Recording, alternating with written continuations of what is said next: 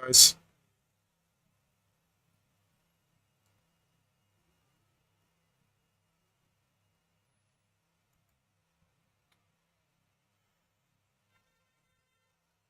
One second, I'm setting up the channel. I'm only going to be on, what is 4 o'clock? I'm only going to be on until about 5:36, maybe the latest. About an hour and a half, 2 hours.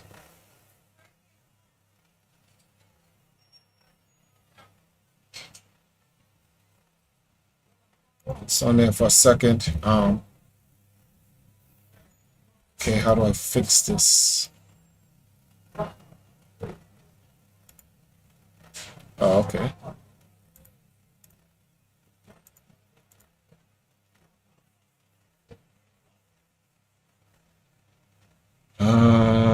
Is it this?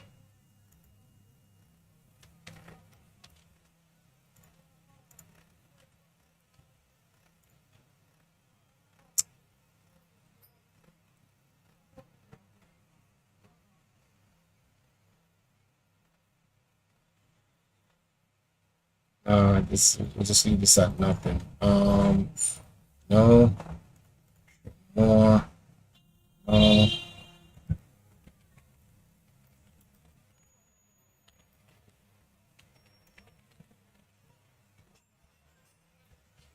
I'm gonna call this entertainment. This is more like, what would this be? I guess it would have to be, I'm gonna have to make this entertaining. So what's this? Close that off. What's that? Close that off. What's that? Close that off. Oh, okay.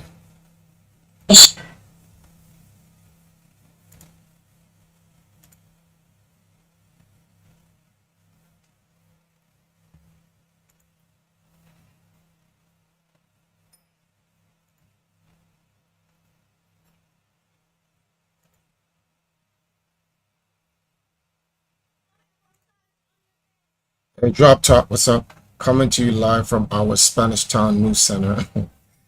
Here on your silly. Let me run this though in the back. Wait, oh no, it would be over here.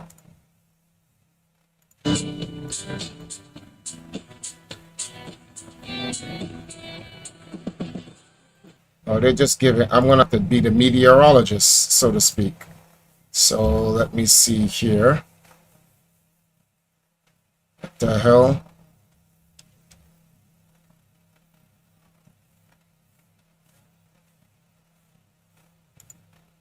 There we go. Okay. All right, guys. So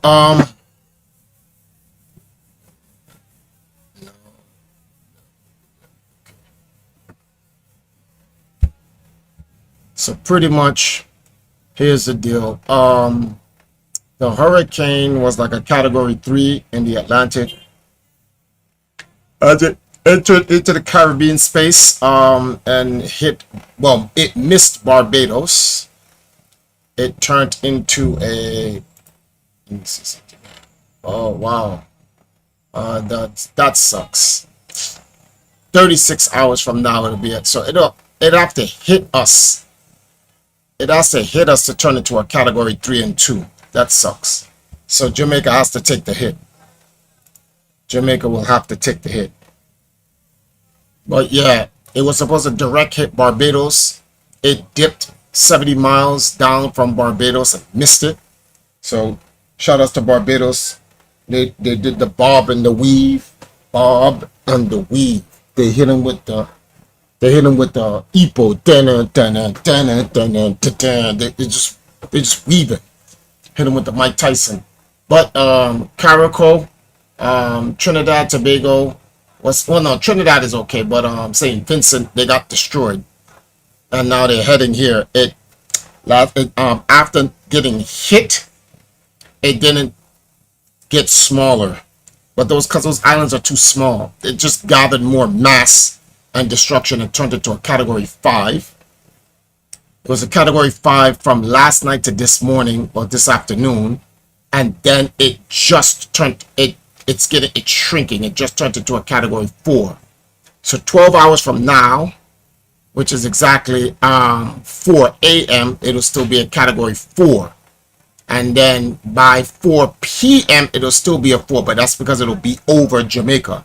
So 4 o'clock tomorrow afternoon, it's going to be over Jamaica. After Jamaica, the hills, because this hurricane is coming in, the hills and the mountains of Kingston, St. Andrew, and then when it gets to center Jamaica, Blue Mountain is going to hit it. And then Blue Mountain's going to clap that shit. And it's going to turn from a 3 to a 4. And by the time it gets off the island, it'll be a 2. The good news is, and this sounds silly, the good news is that the Cayman Islands is west of Jamaica. So literally from Montego Bay into the rest of the Caribbean Sea, going to Mexico, Cayman Islands is right there. Cayman Islands cannot take a category 5. It'll literally kill everybody on the island. And I don't think Cayman Island ever did a category 5 before. Or maybe Ivan and them and Gilbert, because it category 4 hit it, left Jamaica, spun back, the tail slapped Jamaica, spun back, came back and hit Jamaica with a 5, then dipped. So double dipped on Jamaica. Hit Jamaica with the 2-piece and a fries. Well, actually, it would be a shake. It didn't even get the fries, which was disrespectful. But I'm like, yeah, if Jamaica doesn't take this hit, the greater Cayman Islands would probably be wiped off the map. So Jamaica's gonna have to take this one to save our brotherly island, younger brother island. So, but it is what it is. We gonna have to take that. That's not an issue. Jamaica will have to take that. Let me see what you guys are saying. Whoa. Where's the chat? You safe? No. How are we gonna be safe, bro? I'm literally... Let me keep this a billion with y'all. I'm here for about an hour and a half. We went and we got some cardboard. I gotta go to this wood place and try to get some wood, and then we gotta get like a bunch more supplies. We don't have enough supplies. I thought the hurricane was just gonna be here for like a day and gone, but it isn't. It's gonna be here later on, late tonight going into tomorrow, and it's gonna go all the way until Wednesday. And they're saying they're not gonna open up the island until Friday, so it's 2 days. So I need to get let me see something. I'm going to raise some funds. I'm going to go out and get as much water and canned foods as we can for the next 2 days. We have to turn off all the power and the gas in the house once the hurricane comes, because we don't need an electrical fire, and we do not need the house to blow up depending on how the hurricane hits. I got to somehow board up these windows or put some whatever on the windows, because if it hits Spanish Town and these windows we have to all move into the living room, because then glass will start flying. I got to take down the computer.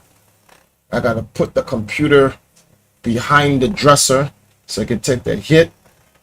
I don't want to bring it into the living room with the pets and they start running around and knock the computer, because then we'll have Chinese food tonight. I'll murder those dogs. I got to take down the TVs.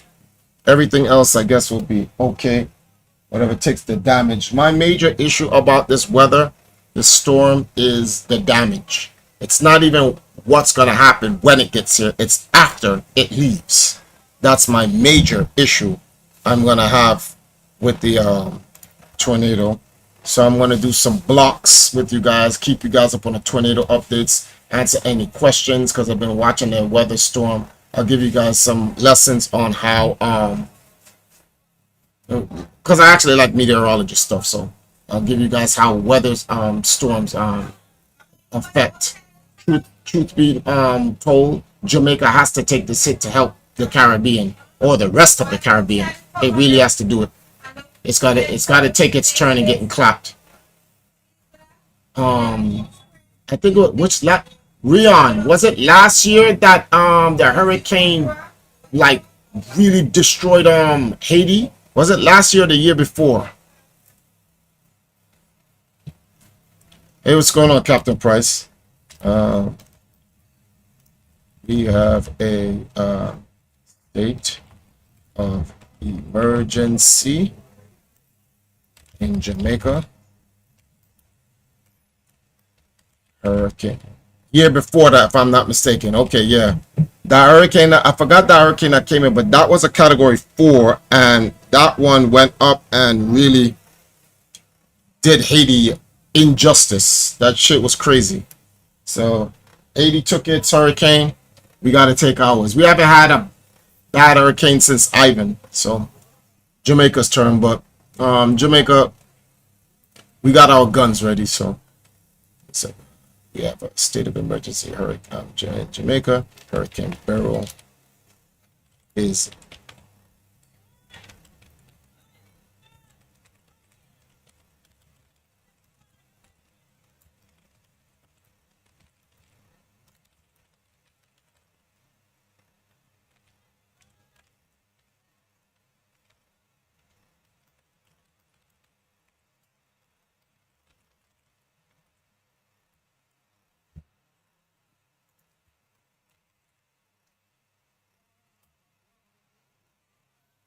where is this?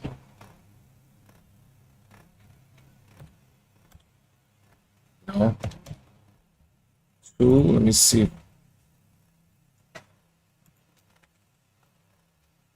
Okay. All right.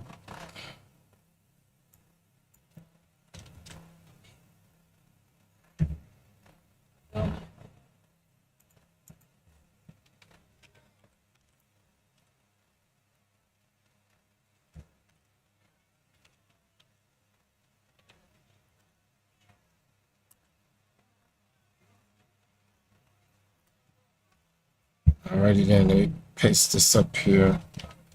Sorry, guys. There we go.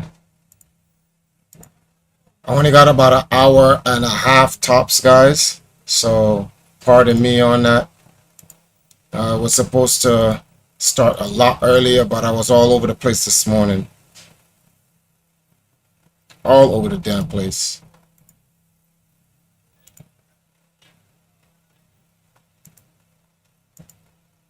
Rion, what's your situation looking like in Kingston?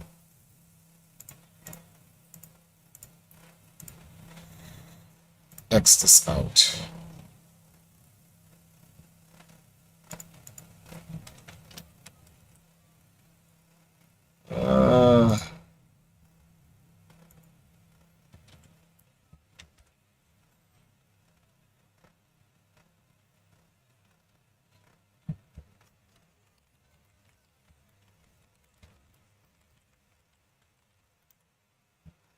Alrighty then, let me see what I got here.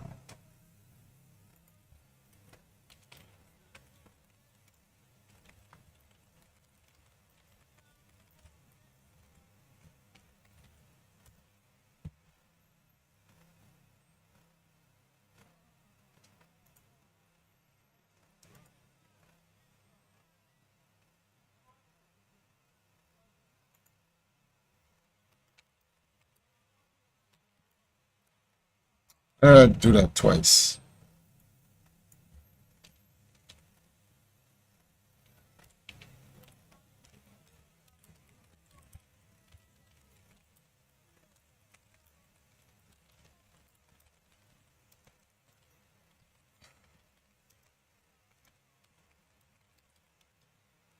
That's what I'll do. Okay, let me see what Rion said. He says traffic everywhere, people doing last minute shopping. I might need to go in for work if things get that bad. Oh yeah, cause yeah, Digicel, all the telecommunication people. Damn, bro, you's going to be in the thick of it. Yeah, it's an imminent direct hit. We can't dodge it. In fact, there's a small percent chance it actually might dip under Jamaica and we just get tropical winds and rain, but it's very unlikely based on what Mr. Weatherman says and even the U.S. Data is showing. It shows as Jamaica's imminent direct hit. That's what it said. So we just gotta hope that that's not the case. but brace for it to be the case. We need 2 large water containers. We were able to get gas, so we just got the gas this morning. We got some cardboard. I gotta go to this wood center. It's gonna close up around 7 o'clock tonight. They're gonna be up late. I gotta get some wood so we can board up the windows as much as possible. So everybody, anything that you guys can help with, the donation link is in the chat. Help a brother out. We need some canned foods. We thought it was going to be a one-day hurricane coming and gone, and then the place would get back up by Wednesday. But it looks like, well, I don't know what it is for Kingston. You got to let me know, Rian, because you're in Kingston. But I do know for Spanish Town, they're going to lock up Spanish Town for 2 days. So Spanish Town won't open up until the earliest Friday. So we're going to need some canned foods and stuff like that. So you guys look in the description. Anything you can spare. Remember, your US dollars are powerful, especially in Jamaica. So anything you can spare helps. Well, it's an island-wide hurricane watch. Oh, yeah.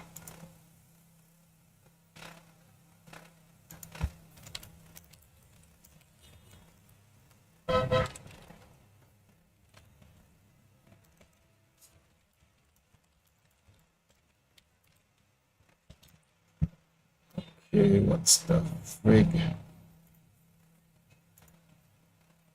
Nowhere is going to be open tomorrow or Thursday. Yeah.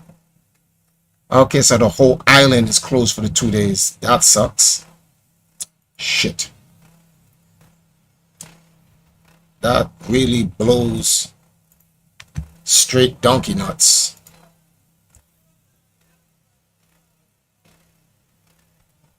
So I'm watching here.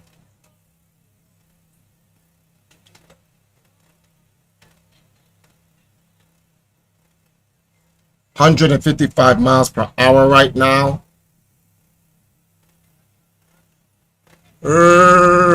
Force 13 hurricane, no, cyclone tracker. Now its eye is staring down Jamaica.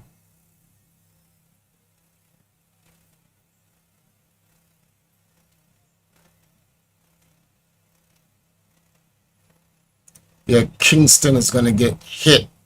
The thing is, the problem here is that the mountains of St. Andrew is going to take the first.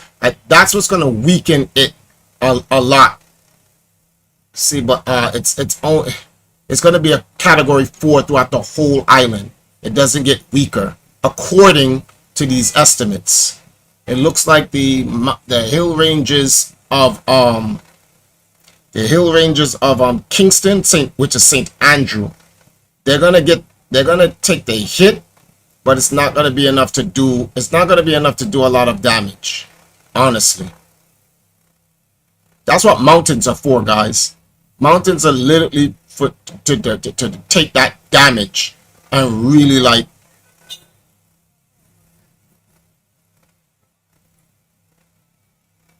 really put up some work. But we won't even see. I'm looking at that 1 p.m. July 2nd, sustained winds, central pressure way, and it's moving at 22 miles per hour, and then it's going to slow down when it hits Jamaica. See, it's only until Thursday when it's a category 3. It'll be gone by then, but that's because Jamaica took all that hit. So literally, let me see something here. 4 and 8, 12 hours after it hits Jamaica, then it'll hit the Cayman Islands at a category 2. So what's the name of this thing here? You're welcome, Cayman Islands.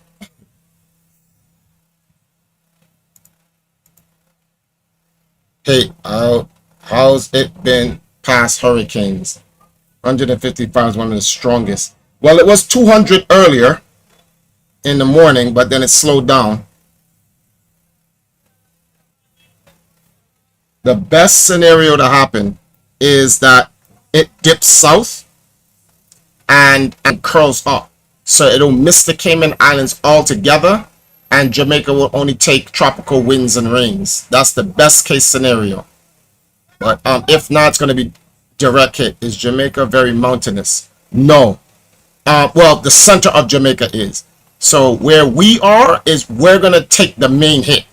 St. Catherine, St. Andrew and St. Catherine is going to take the main hit. So that's Kingston, Spanish Town, Ocho Rios. Ocho Rios is going to get devastated because that's the Ocho Rios is going to get closest to the eye of the storm.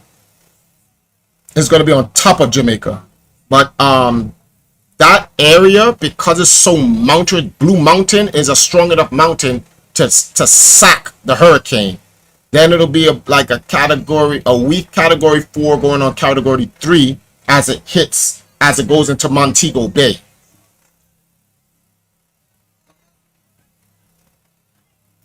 Mountain range will be the real MVP, hopefully depending on wind speeds enough to mitigate as much of the hurricane. Yeah, that's exactly it. We have to hope. If it's going to hit Jamaica, right, it has to hit Jamaica north.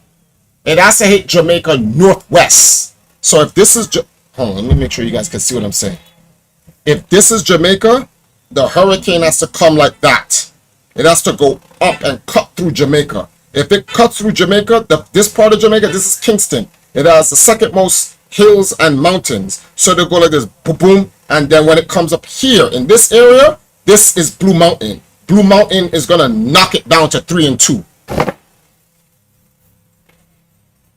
So where we get our coffee from, the world's greatest coffee, where the Chinese come and steal our coffee, that area is going to slap. That area is gonna, that's where the bad man them there, right there, Blue Mountain. So they're up there waiting with the guns, waiting for the hurricane. There's a big joke that happened like 2 years ago when the hurricane came and it was about to hit Jamaica, and then it just went up and hit Haiti, and it's a joke. Let me see if I can find that stupid video. Let me see something. YouTube. I forgot what hurricane it was. Jamaica hurricane mean. What it was, 2022? Yeah. Yes, Hurricane Matthew. Yeah, here it is. Sorry for using this guy's video, but yo, you gotta take one for the team, bro. Yeah, so watch this joke. This is Hurricane Matthew 2 years ago. And Jamaica, just watch. Man, oi, nobody come here, sir. You don't tell me that. I say, oi, we have enough problems to deal with right now. Find somewhere else go. Nothing you can do to stop a hurricane from coming. Matthew, you for here in a yacht. Wait. Hold on, let me turn this up. What you gonna do? Eh? Watch out. Level up. Watch out again. Level up. One more time. Level up. But I better go stack up and bread and mackerel and everything. Pack up on a banana tree them and run them and forward. Matthew, alright. Well, run, come up with Bumbo. Yes, man, you never want to hear though, eh? You never want to hear. Sorry. I'm sorry you say? Yeah. You have the bumbo cloth self. Do what me do that, man? Move your mama ass and go somewhere else, man. You know if I hate me mother send me, I'm take shoe off, come round here, sir. Move from down. Run your back to stamp. Yes, boss. I write up this me I go. Right up this me I go. My friend, I don't even know why I come this way, my friend. I don't even talk the English. So I say, Kwambule, Gumba, my friend. You go on and eat man, them have some voodoo flick in your cloth. That meme was so stupid. That meme was so stupid. It was ridiculous. How many views did this guy get? Only, wow, it didn't even hit 1 million, but it did almost 400,000. Wait, let me close this. So now in this particular situation, in this case, it can only go south. It can only go south. It won't be, actually, it'd be funny if it turns up.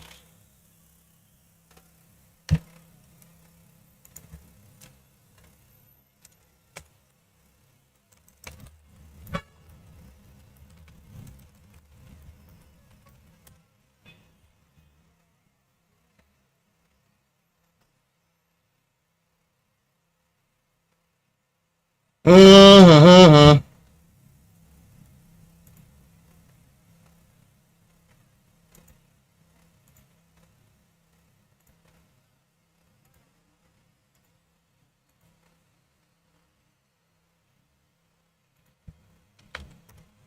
Let's see what's going on elsewhere in the world. No, I'm watching the Force 13 already. Let me see.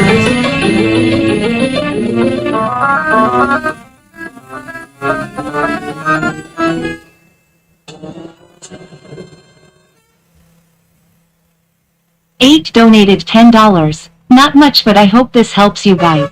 Prayers. No doubt for you guys. It's not much for you, but it's a lot down here. $10 is 1,500 Jamaican dollars. So don't ever say, oh, it's not that much. With 10 people at that, we make 15 grand. 15 grand carries us through the hurricane. That's why I told you guys, like, any bit amount helps. But thank you, 8. I appreciate that. Why is every stream muted? Is this a mute? No. Okay. I'm trying to find a hurricane stream where someone's talking. Let me go back. What the hell? Let me go back here and see. No, it's just music. That's crazy. All right. Okay, Dave. Rain. All right, let's listen to Dave. I'm actually going to use, let's see here, maybe we could use, let's use satellite. Let's just use that for right now. So we can see once a hurricane gets coming in, look at these mountains. Like I said, these tall mountains really going to focus all of that rain. Look at that, coming down pretty hard, even so it's not coming down that bad at all in Hope Bay or even on the leeward side. And then you can see here on the back side that orographic really changes now more on the south side of those mountains. Really going to get a lot of the rainfall. This is Jamaica, by the way. Shit. Yeah, it's going to hit Jamaica. Yeah, Blue Mountain Peak. So these are the Blue Mountains. Well, they're not going to be so blue. They're going to be extra brown because of flooded waters and extra green, too green perhaps, due to too much rainfall.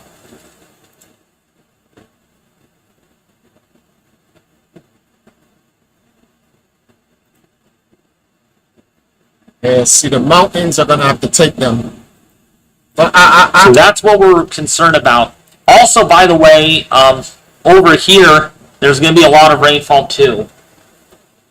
Yeah, Haiti's still going to get hit. David, very big fire breaking out in Orville. Yeah, you're kidding me. You're kidding me. Stop saying that, please. Not on this hot weather. Not on a hot day. We're seeing a big fire breaking out. Oh my gosh. Wow. Massive wildfire. Massive wildfire burning. Holy cow. What the hell? Why are you talking like that? Big fire burning there. Taking my attention off of, trying to grab my attention off of the hurricane, huh? It's called Hurricane Justin. No, I'm just kidding. You're a hurricane, Justin. No, I'm just kidding. So, yeah. So that's what's going to happen. It's going to be moving over Jamaica and then over Grand Cayman, Georgetown, Boddentown, right here. Heavy rain, north side, going to really get impacted. You can see some heavy rain there as well. But let me see that fire really quickly. Oh my gosh. That is a massive wildfire. That is a massive wildfire. Oh, can't I? Yeah. Yeah. That's on a very hot day. Temperatures up there are about 105 degrees right now. Yikes. And we're seeing that. So, Wash. It's only going to get hotter the next several days. Yeah, right now it is 104.9 degrees outside my house right now. 104.9 degrees. And it's only 225.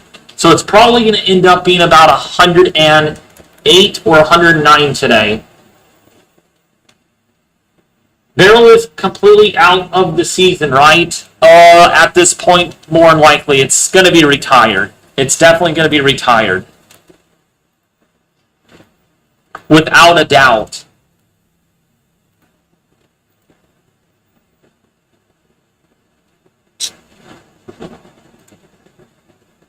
Gosh, in some cities like Stockton, it's 108 degrees right now.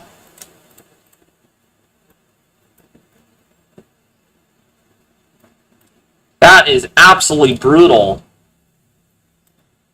And where that fire is burning actually in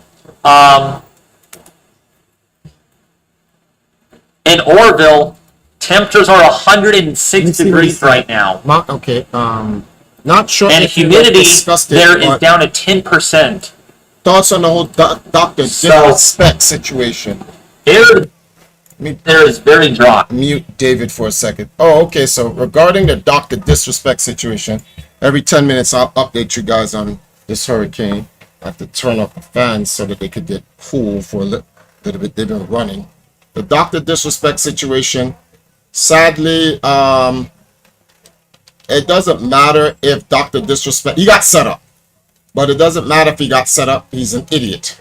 And that's the sad part about it. Like, he's an idiot.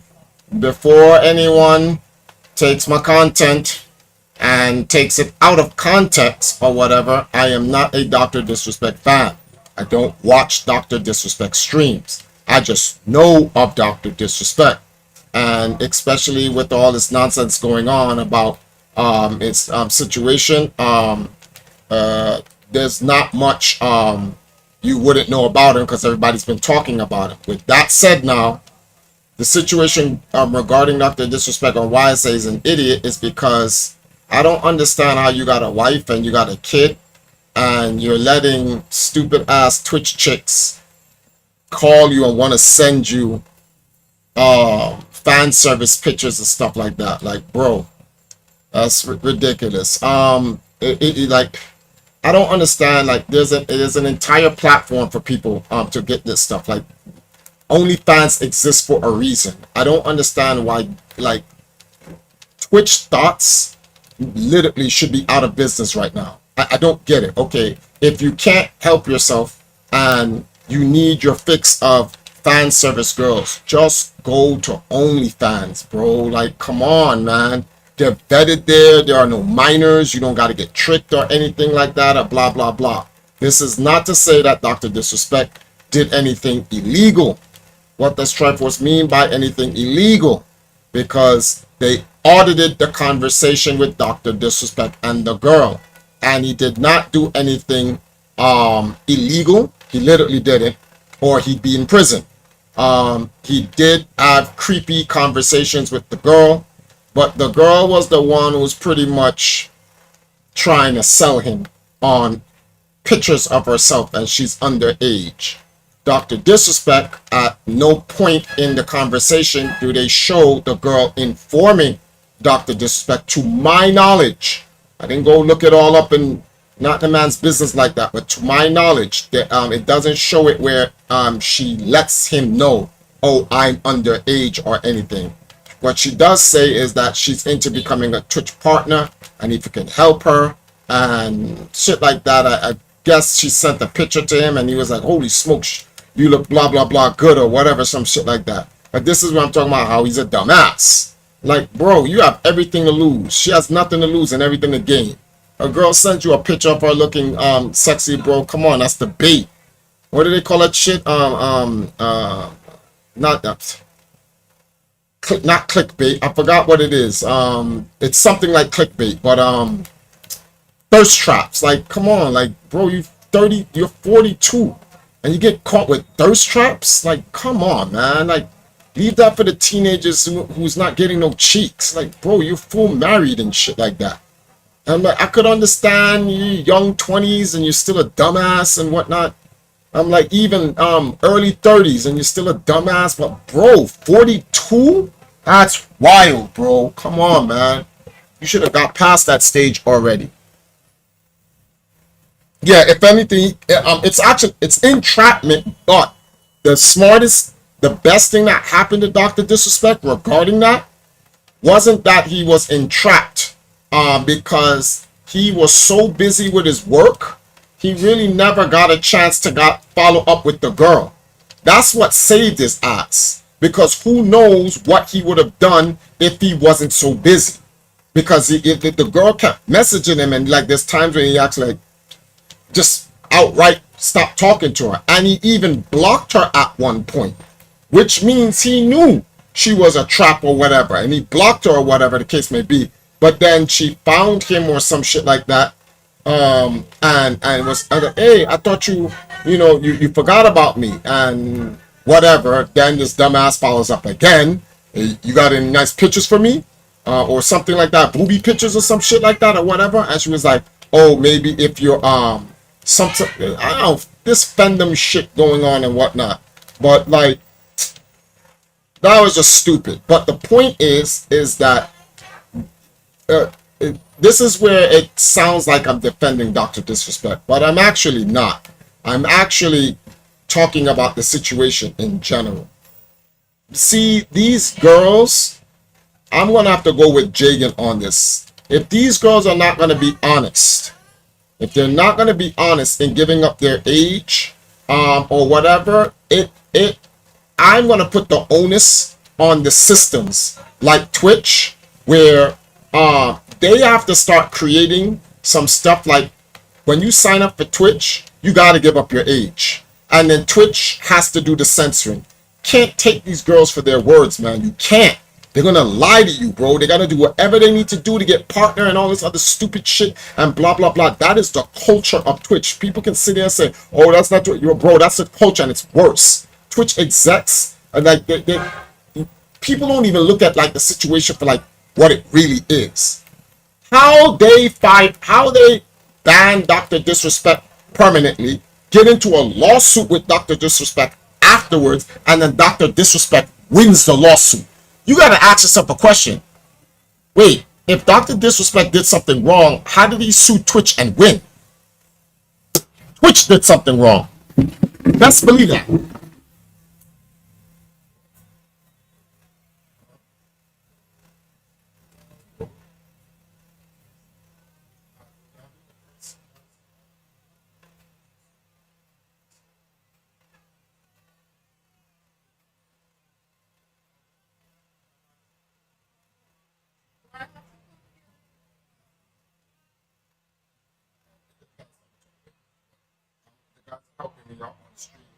So I'm gonna run it until I'm coming. I'm gonna run it till 5:30, 6 o'clock the latest. And whatever money I get is whatever we can get from the supermarket.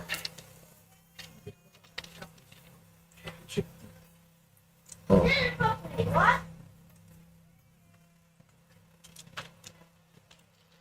You know, it's the first damn thing I drank all day.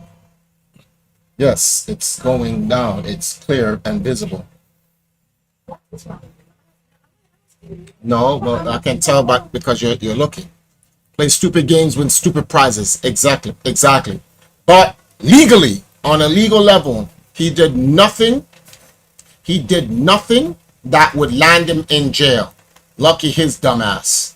I know a lot of people want him. What the hell is wrong with my controller? I know a lot of people want him to get in trouble or whatever the case may be, but come on, guys. Let's be fair here. You can't be a girl coming on Twitch and shit like that and showing niggas boobies and shit like that and then call them a creep. I'm like, bitch, what? Sorry to cut you, but did you see them Demon Slayer clips? The Demon Slayer clips? Yeah. What do you mean? The fight scenes and stuff. No, where are they? You would see them on YouTube shorts. I've been seeing a shit ton of them on TikTok. And the blind guy did that. He's dead. The blind guy, I could have swore he didn't die. He was very injured. Showing me blind, the guy died. What's his name? Gil. I think it's Gil or Google. I could have swore. Rion, did you read the whole Demon Slayer manga? Did the blind guy die, or did he just sustain maximum damage at the very end? And he told them, "Don't worry about me. Take care of them." And it looked like he died, but then later on he was still alive. He did. 1 second. Demon Slayer. I know. What's his name? Guyo? Again. Yeah. I'm coming.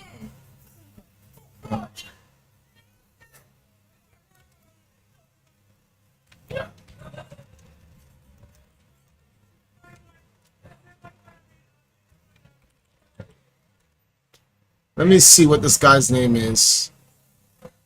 No, okay, that's his name.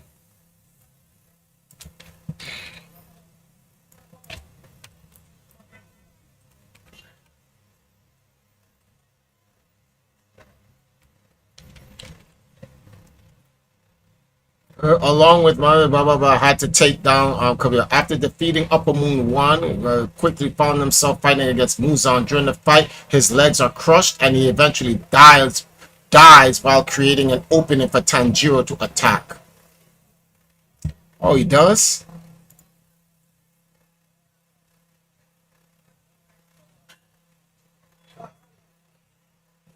Oh, he died. Oh, okay, so he does die. Are you gonna read the manga? Yeah, it looks like he dies.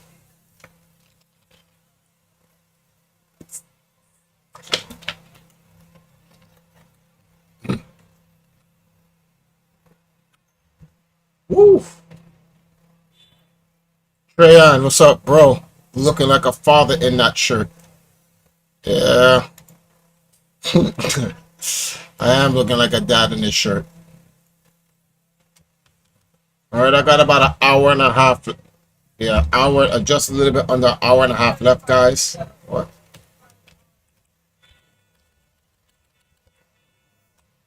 Whoa. How was that? Alright, let me go get an update on the hurricane. What?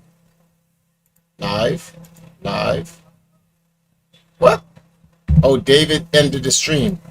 You bum. 1 second, I'm gonna check stats. 155, still a category 4.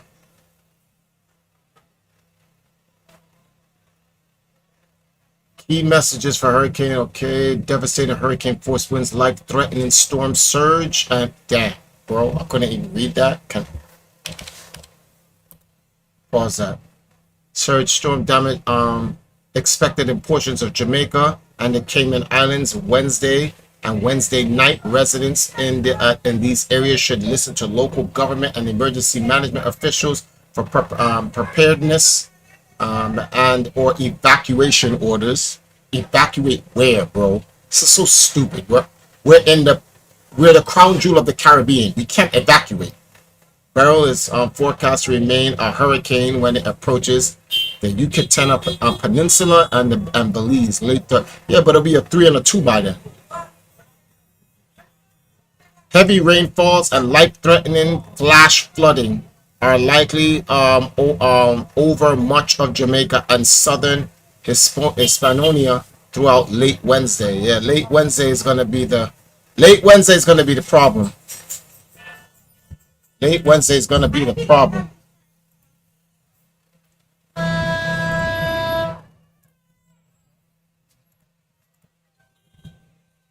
Mommy, how much is the kerosene?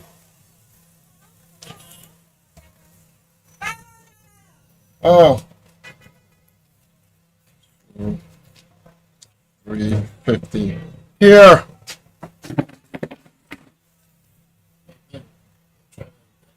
Stop. That's the one we get. But did this in the supermarket.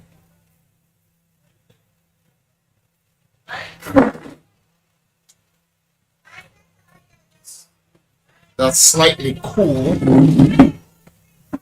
Okay, but on a serious note, I pray for you and yours to be safe from the hurricane.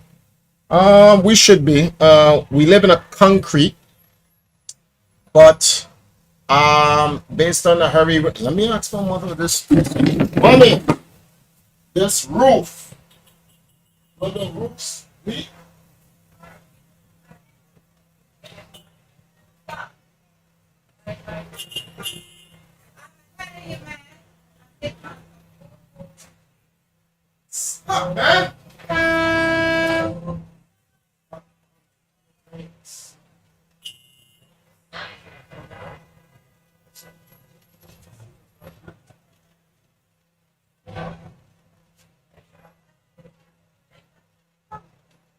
that means I have to take down the computers. Huh? Yeah, so I have this big fault line in this room. It's running, you guys can't see it, but it's running right across. And it's literally above. Yeah, I'm gonna have to take down all of this. Late tonight, when it starts raining, I'm gonna have to take down all of this. Can't stay up because I can't take the risk that the water will run across the roof and drop right on top of this television right here. And then possibly the PC. So late tonight after Nile's stream, I'm gonna take down this TV, take down that, take speaker, take the Wi-Fi, put a big ass bucket right here. I'm gonna have to take the laptop into the living room. Hopefully this shit just comes and goes. No damn lingering. This is bad. We need water. Can't be drinking juice. Ew.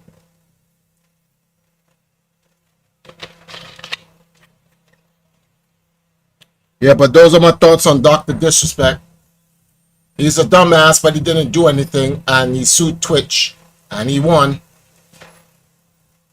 Come here. Come on. Come on. Come here.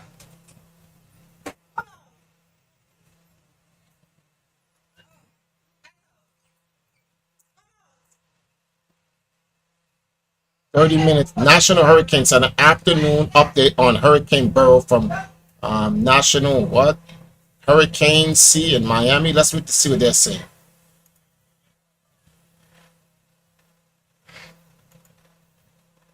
Dangerous Category 4 Hurricane Beryl continuing to move very quickly west-northwestward across the Caribbean Sea. You can see the eye of Beryl in satellite imagery, currently located to the south of the Dominican Republic, about 420 miles to the east-southeast of Kingston, Jamaica, moving to the west-northwest at 22 miles per hour. So very quickly moving towards Jamaica. We're seeing rain bands and tropical storm force winds spreading across southern portions of Hispaniola, expecting flooding rainfall there. Very concerned about the potential for a direct landfall or direct impacts from the core of a major hurricane on Jamaica tomorrow, with bringing multiple life-threatening hazards, devastating winds in the core of a major hurricane, life-threatening storm surge, as well as life-threatening flash flooding from heavy rainfall. Beryl is still a very powerful Category 4 hurricane with maximum sustained winds of around 155 miles per hour this afternoon. You can still see the eye evident in satellite imagery.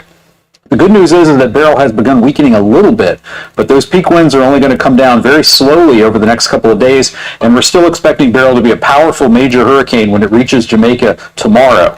So we have hurricane warnings in place for Jamaica, now hurricane warnings issued for the Cayman Islands, tropical storm warnings for southern portions of Hispaniola, and a hurricane watch for the south coast of Haiti.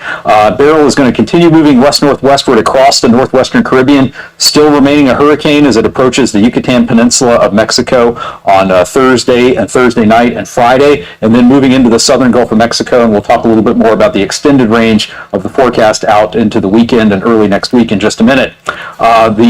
In terms of the timing of arrival of those tropical storm force winds, when you need to be ready by, in Jamaica, it's going to be in the early morning hours tomorrow morning. So this is your last few hours to complete those preparations. Follow any guidance or evacuation orders you've been given by local officials.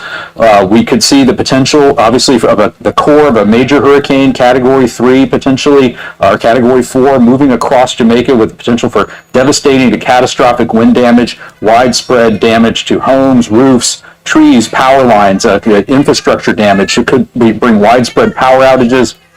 And there's the potential for storm surge of 5 to 8 feet above normal tide levels near and along the coast of Jamaica, near and to the right of where the center passes by. So that means in places like Kingston, elsewhere on the south coast, bays and harbors, could see not just a storm surge above normal tide levels, but potentially devastating wave action on top of that storm surge, creating a life-threatening situation as well. On the rainfall front, we're looking at the potential for 4 to 8 inches of widespread rainfall across Jamaica, with isolated locations picking up as much as a foot of rain. We could also see a foot of rainfall in isolated locations in portions of southwestern Haiti, and up to 8 to 10 inches in portions of the southern Dominican Republic. So widespread heavy rainfall, especially in mountainous areas, and rainfall flooding has the potential to kill large numbers of people across the Caribbean, especially in those mountainous areas. So again, multiple life-threatening hazards, especially in Jamaica, where we could see the core of the major hurricane move through tomorrow, the life-threatening storm surge and the life-threatening flooding from heavy rainfall. So let's back out and look at a little more of the longer-term forecast.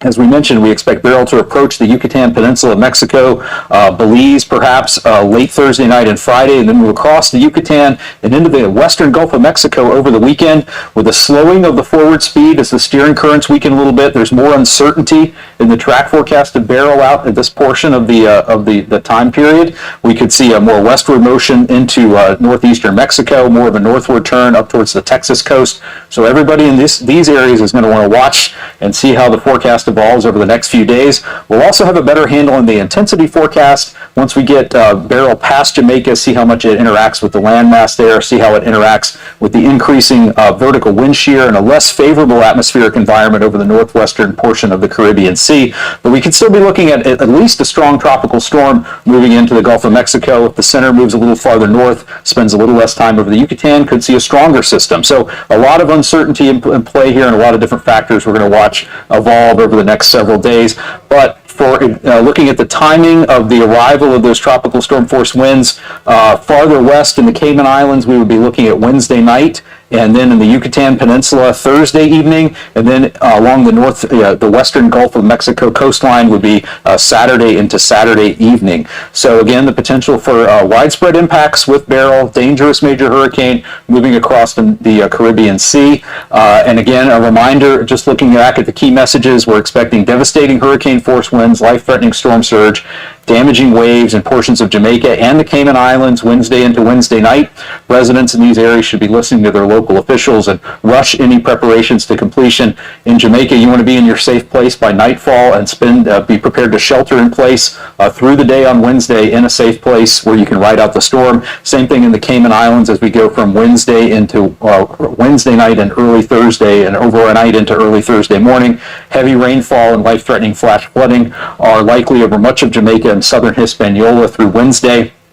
And we could see hurricane watches or tropical storm watches be issued for portions of the Yucatan Peninsula and Belize later today or tonight.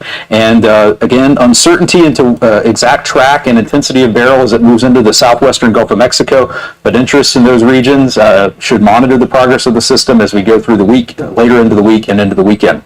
So you can come back to hurricanes.gov for more information on Beryl throughout the event. We'll be back with additional updates as well. Thanks for watching. I'm Mike Brennan of the National Hurricane Center. Life-threatening, guys, life-threatening.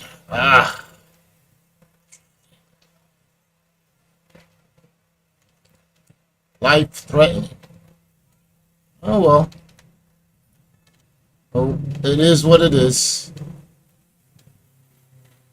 You guys are annoying, like, bro.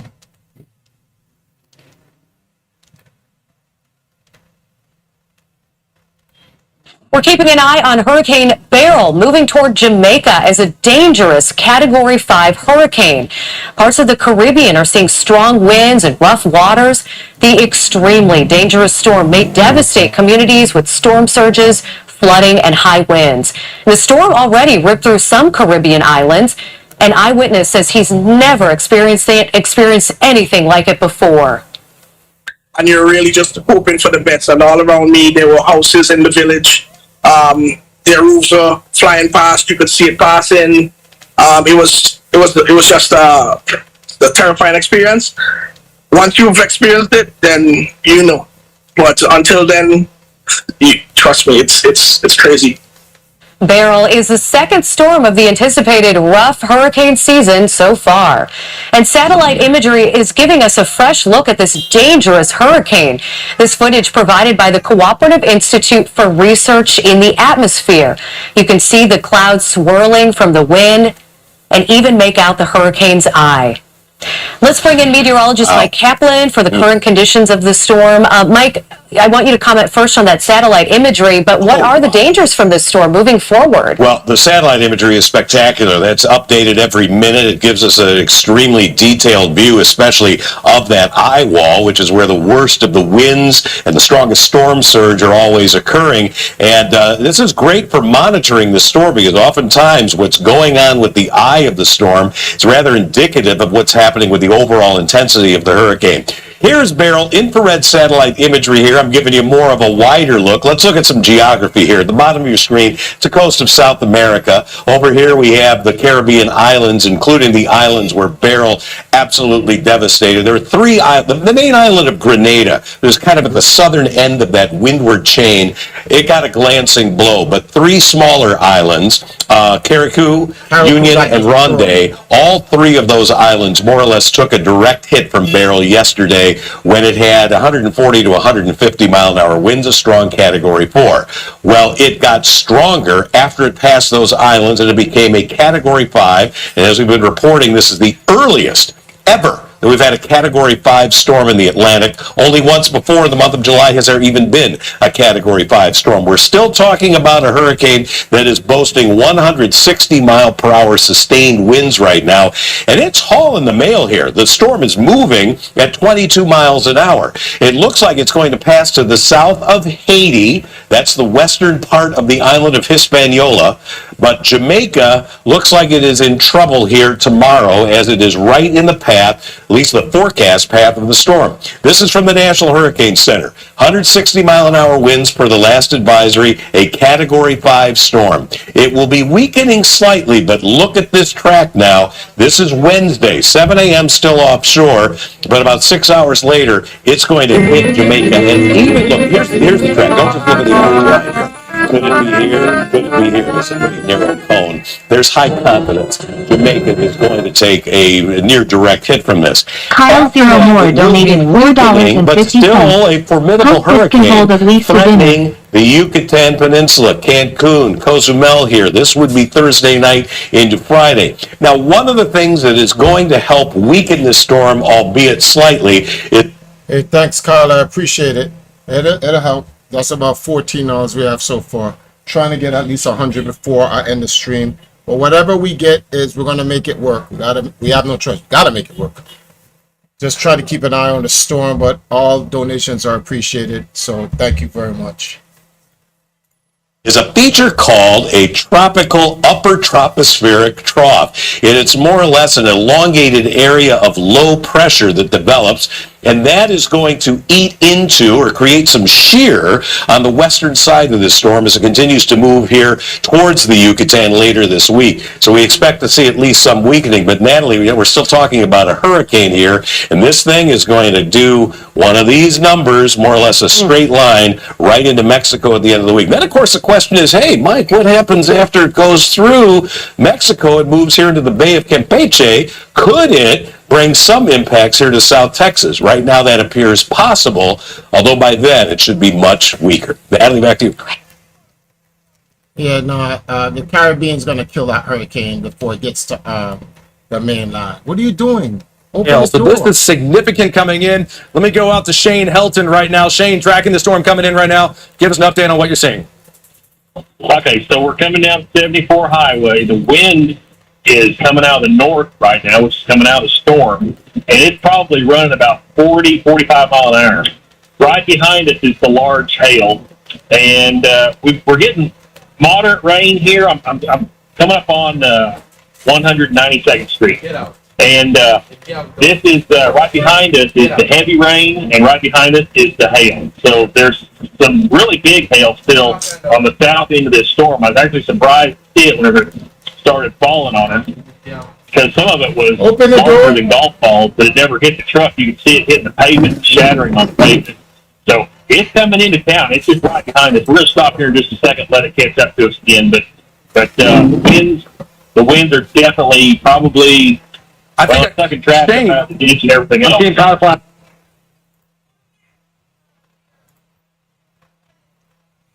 Let's get into some politics for a second, guys.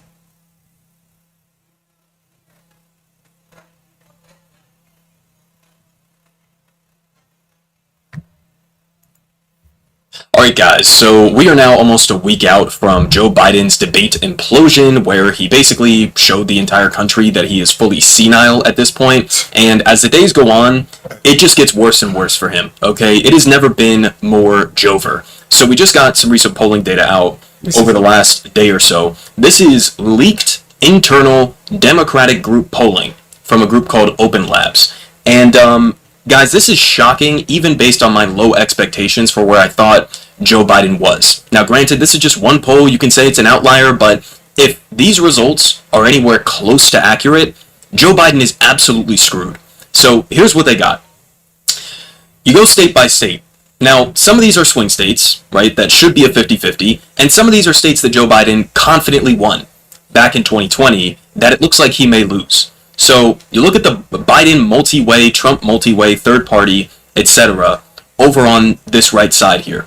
And basically what you're going to see is that in every single one of these listed states, outside of Colorado and Minnesota, and maybe you can throw in there the main state, right? Outside of that, in every single one of these other swing states, Joe Biden is losing.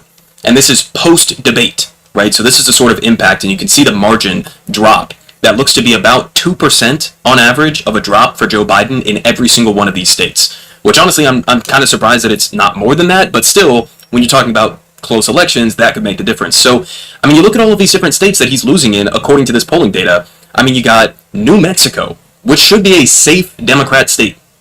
Virginia, same thing. New Hampshire, same thing. And then you keep going down. I mean, it gets worse. Wisconsin, Michigan, Pennsylvania, Nevada, Arizona, Georgia, North Carolina. Joe Biden is losing in every single one of these swing states, right? We're talking about a clean sweep for Donald Trump here. And again, not even just a clean sweep, but expanding on that. Winning all of the normal swing states and then adding some on top of that shouldn't be swing states. So this is what, I put this together earlier today. This is what the map looks like right now based on that polling that I just showed you guys. So, I mean, obviously you have Joe Biden winning the safe states of California and New York and whatever else. But, I mean, we saw from that polling data, even states like Colorado are potentially in play. States like Minnesota are potentially in play. And then all these other swing states, Wisconsin, Michigan, Pennsylvania, Georgia, North Carolina, Virginia, Arizona, New Mexico, Nevada, all of these states are swinging towards Trump. We are talking about a historic ass whooping that Joe Biden is staring down the barrel of right now if Democrats don't immediately force him to step down and replace him with basically anybody it looks like would be potentially better than him and have a better shot at preventing Donald Trump from winning this election, which is what Democrats claim is their main priority. You can't have this historically weak candidate leading your ticket after he just showed in the last debate that he's completely senile, and then simultaneously convince me that you guys are desperately trying to defeat Trump. No, if you keep Joe Biden as the leader on your ticket, you are asking to get absolutely curb stomped in this election. We had a couple other things here. So to do a comparison between... Hey, Versus, what's going on? Thanks for stopping through. I'm over here. I'm going to be streaming for about 1 more hour. Yeah, 5:30, 6 o'clock the latest. I'm going 1 more hour. I'm trying to raise some funds so I can go and grab. I thought the country was going to be just locked down for 1 day. It's going to be locked down from now to Friday. So I'm just trying to get enough so we can get water for the 2 days, the next 2 days, and some canned foods and stuff like that, because we won't be able to cook anything. We have to turn off the gas and we have to turn off the power. So any donations you can drop, greatly appreciated. While we're doing some weather forecast. What the hell? Why is the back of my hair standing up? What? What is this? Huh? Anything you can put towards it. We made $14 so far. The goal is $100. We'll see what we can do with that. We got some cardboard. I gotta go get some wood planks. I just sent out Nala and her mother to go get some kerosene so we can have some candles, because we ain't gonna have no lights. We charged the battery 20,000 milliamps. So that'll hold us down, but we'll see how that's gonna work. Everybody, I'm in a Discord room. Everybody got a 20,000 milliamp.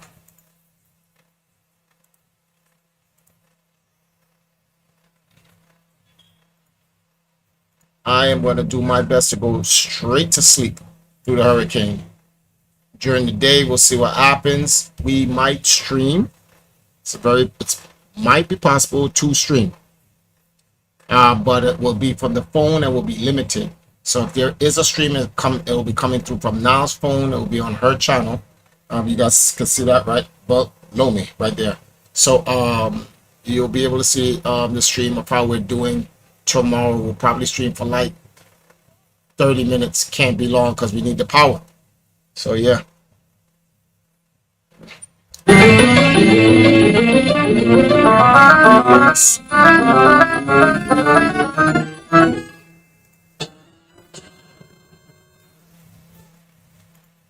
Leah's VS has donated $50. I hope this helps. Y'all be safe out there. Much love. That really helps. So we got 65 right now. So that helps big time. So we got about 35 to go. We got an hour to go. But big shout outs, guys. Thank you, guys. Treyan. Thank you, VS. Thank you, 8. I said VS versus. And thank you, 8, for the donation. All of it helps. All of it helps. Let's go back to this guy talking about Biden getting his ass whooped. You guys do know Trump's gonna win, right? I've been telling you guys that. I was like, Trump's gonna come back, he's gonna win, but Trump's got to get killed. They're gonna kill Trump afterwards, you know, because you have to follow the Simpsons timeline. But Trump will come in. He's gonna come in. He's gonna save the world because he's gonna betray Israel. Well, not Israel, the country. He's gonna betray Benjamin Netanyahu. They're gonna destroy the Zionist government. Israel's going to try to drop a neutron bomb on Hezbollah. Hezbollah, Iran, Syria, Hamas, everybody's, Egypt, they're all just going to jump the IDF, and America's going to try to get involved. Israel, literally, the current Israel that we know will be literally wiped off the face of the earth because Benjamin Netanyahu and Gantz and the rest of these dumbasses over there, they're stupid. They really believe that the U.S. is going to fight the whole world for them. They're going to get clapped for that shit. And then they're going to be like, oh, Donald Trump betrayed them. So AIPAC, the Israel lobby in America, is going to be like, oh, and they're going to assassinate Trump. And then, yeah, and then that's pretty much it. Then a new guy will come in and then we'll take it from there. And then I guess we'll be entering the beginning of the end of the world. And then, I don't know, one of these dumb motherfuckers is going to fuck around with Putin. And then it's fuck neutron bombs. It's just straight fission bombs and shit like that. And then we all die. Anyway. Between Biden and some other top Democrats here, as you can see, basically every single option that they put in this list, it's not a complete list, but all the ones that they have here with Buttigieg and Kamala Harris and Newsom and Whitmer, every single one of them is doing better than Joe Biden. In a two-way race, you know, when you do two-way in a tipping point state, and then their expected electoral vote. So it doesn't look pretty for basically any of them outside of, I guess, Buttigieg, and I just almost threw up in my mouth a little bit, you know, as well as Whitmer, which I think is to be expected. But even like Kamala Harris, who I would think would be a ridiculously weak candidate. I've seen other polling data recently that has just shown over the last couple of days. There was one from CNN showing that in a national race, Joe Biden is down to Trump by like 6 percentage points, and Kamala Harris, in a hypothetical, will be down to Donald Trump by like 2 points. So even Kamala Harris might be a better option at this point. Like, I despise basically every single person on this list, and I still think they would be better. At least they have a semi-functioning brain. At least they can go out and campaign. At least they can do like the bare minimum. I mean, at this point, does anybody really believe that Biden is not only going to win this election, but that he'll make it through the next 4 years, 4.5 years, that he'll be cognitively capable of being the president? He's not even capable of doing that right now, and he is the president right now. So are we saying in almost 5 years from now, Joe Biden is going to be mentally fit enough to continue being the president so that he can, you know, run this entire campaign to get reelected, and that maybe he's even going to be alive? I don't know. You guys tell me. Now, again, one other poll here that I was just referencing, if you look at the comparison between Harris and Biden, so this was from CNN, Trump leads Biden 49 to 43. So that's a 5-point or so gap there, right? It's 6 points, right? Trump leads Harris 47 to 45 by 2 points. So this is a close race between Trump and Harris, which is saying a lot because, again, Kamala Harris is not the best candidate you could possibly ask for. Far from it, right? But then you look at even further details in this. So with independent voters, Trump is leading Biden by 10 percentage points. But if Kamala Harris was swapped out, then she's actually leading Trump by 3 percentage points. So that's what, a 13-point swing with independents for Kamala Harris over Joe Biden. Is this even a question anymore? I mean, people of color, Biden is plus 21, Harris is plus 29. That could make the difference. Again, I'm not saying this as a member of K-Hive or something. I hate Kamala Harris. She's terrible. She's vapid. She's an establishment corporate candidate. Of course, all of that. But is she better than Joe Biden, marginally at least? Yeah. And she's certainly, it looks like, electorally better than Biden, if your top priority is not allowing Trump to get back to the White House. Now, we also had this here, as pointed out by Jim Sciutto. 3/4 of U.S. voters say the Democratic Party would have a better shot at holding the presidency with someone other than Joe Biden at the top of the ticket. And this is, again, from that CNN poll. 3/4 of voters. And I'll circle back at the end of this video in terms of what Republicans are doing right now, because believe it or not, shockingly, Republicans actually want Joe Biden to stay at the top of the ticket. Shouldn't really be surprising to anybody. Even Republicans know that Joe Biden is the weakest candidate that Democrats could be putting up right now. So we also have this here in terms of what's going on behind the scenes with Democrats at this moment. Here from Alex Thompson and Axios. He says, inside the chaos in the White House, as many Biden White House and campaign aides are angry, they see a lack of candor from Biden's senior aides, saying, quote, senior leadership has given us nothing. To act like it's business as usual is delusional. And they also say, everyone is freaking the fuck out. Yeah, they should be. I mean, they should be. Of course they should be. We all saw what just happened. And by the way, Joe Biden's performance in that debate, sure, it was probably worse than anything I've seen from him, but it's not like it was surprising or shocking. I've been telling you guys about Biden's senility since 2020. I mean, this was something that was brought up in the Democratic primary in 2020. So this didn't come out of nowhere. It's gotten progressively worse as time goes on. That tends to be how, like, dementia works, right? It doesn't usually get better. So, I mean, none of this should be a surprise to anybody, but it's interesting with this reporting because clearly you have, like, Biden's inner circle and his top allies that are basically, after that horrible debate performance, like, hiding him away, sticking their heads in the sand, pretending as if everything is fine, attacking and smearing anybody who has questions, to the point where even his own, aides at the White House are freaking out, and they're saying, you guys aren't even giving us anything. There was another report that came out earlier today or yesterday where Democratic governors around the country basically held, like, a secret phone call meeting just with each other, right? Not even with their staff, not with anybody else, just the Democratic governors around the country. I think it was called by Tim Walz. And they were basically coming up with a strategy for what the fuck they're going to do moving forward, because they're not getting any information from the Biden White House. And this is something that even, I think, Pelosi brought up in another interview recently, is she said basically, like, I haven't spoken to Joe Biden since the debate. It's like they're totally cutting everybody off right now because they have no answers. The answer to the question of, was that debate performance an aberration, or is that who Joe Biden actually is on a daily basis? The answer is that is who he is. That's been who he is for a long time now.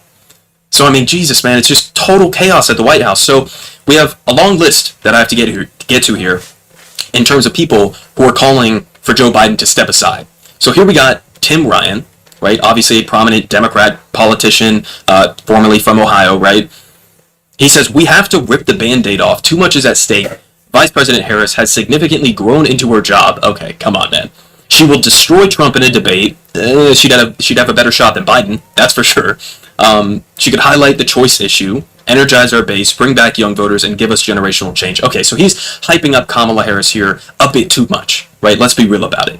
But could she do better than Biden in a debate with Trump? Of course she could. Joe Biden couldn't do anything, especially when it comes to easy issues for Democrats like abortion.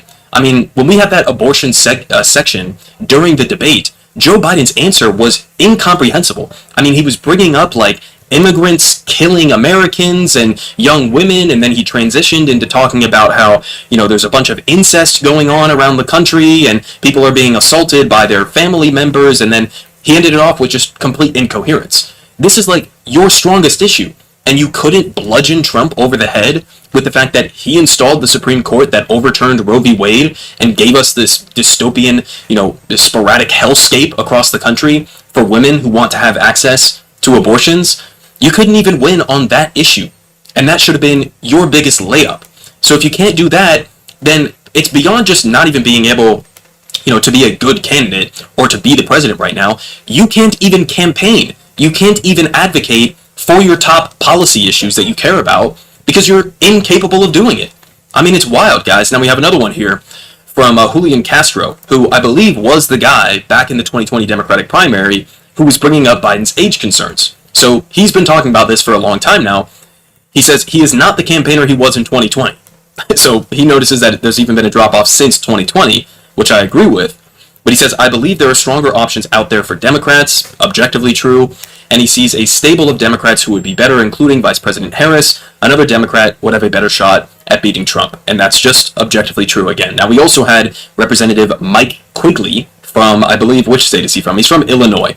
And he went on CNN recently. I'm not going to play you guys all of these different clips. We're just going to read what they said for the most part. But he said, it's his decision. I just want him to appreciate at this time just how much it impacts not just his race, but all the other races coming in November. It wasn't just a horrible night. Now, this is, again, absolutely correct, because I've shown you guys the polling data in the past where many of these Democratic Senate and House candidates in swing states are polling in some cases like 5 to 10 percentage points above Joe Biden. So Joe Biden, it's not just that he could lose to Donald Trump, but he could help Republicans take the Senate and keep the House. Right? This could make a difference in down ballot races in a very significant way as well. So he's dragging down the entire party at this point. Now, we also had this here. Democratic Representative Lloyd Doggett, who I just heard about for the first time today, has just become the first sitting Democrat in Congress to call for President Biden to withdraw from the 2024 presidential race. Now, we also had, high-profile journalist and author Carl Bernstein, who went on CNN with, I believe, Anderson Cooper, and he said this. He says multiple sources tell him that there have been at least 15 occasions in the last year and a half, I bet there were more, where the president has appeared like he did at that horror show in his debate performance. Bernstein reports that in the last 6 months, sources have told him that there has been a marked incidence of cognitive decline. So they're saying basically, yeah, he probably was showing signs of dementia before, but in the last 6 months, it's significantly escalated from there. He says that his sources have gone to Ron Klain in the last year to express concern about the president losing his train of thought and not having the ability to pick up where he left off. He also mentions a fundraiser at the Four Seasons restaurant in New York back in June of last year, where the president, this is a real quote here, guys, became very stiff, almost like a kind of rigor mortis. You guys know what rigor mortis is? Yeah. Rigor mortis is when your body locks up after you've died.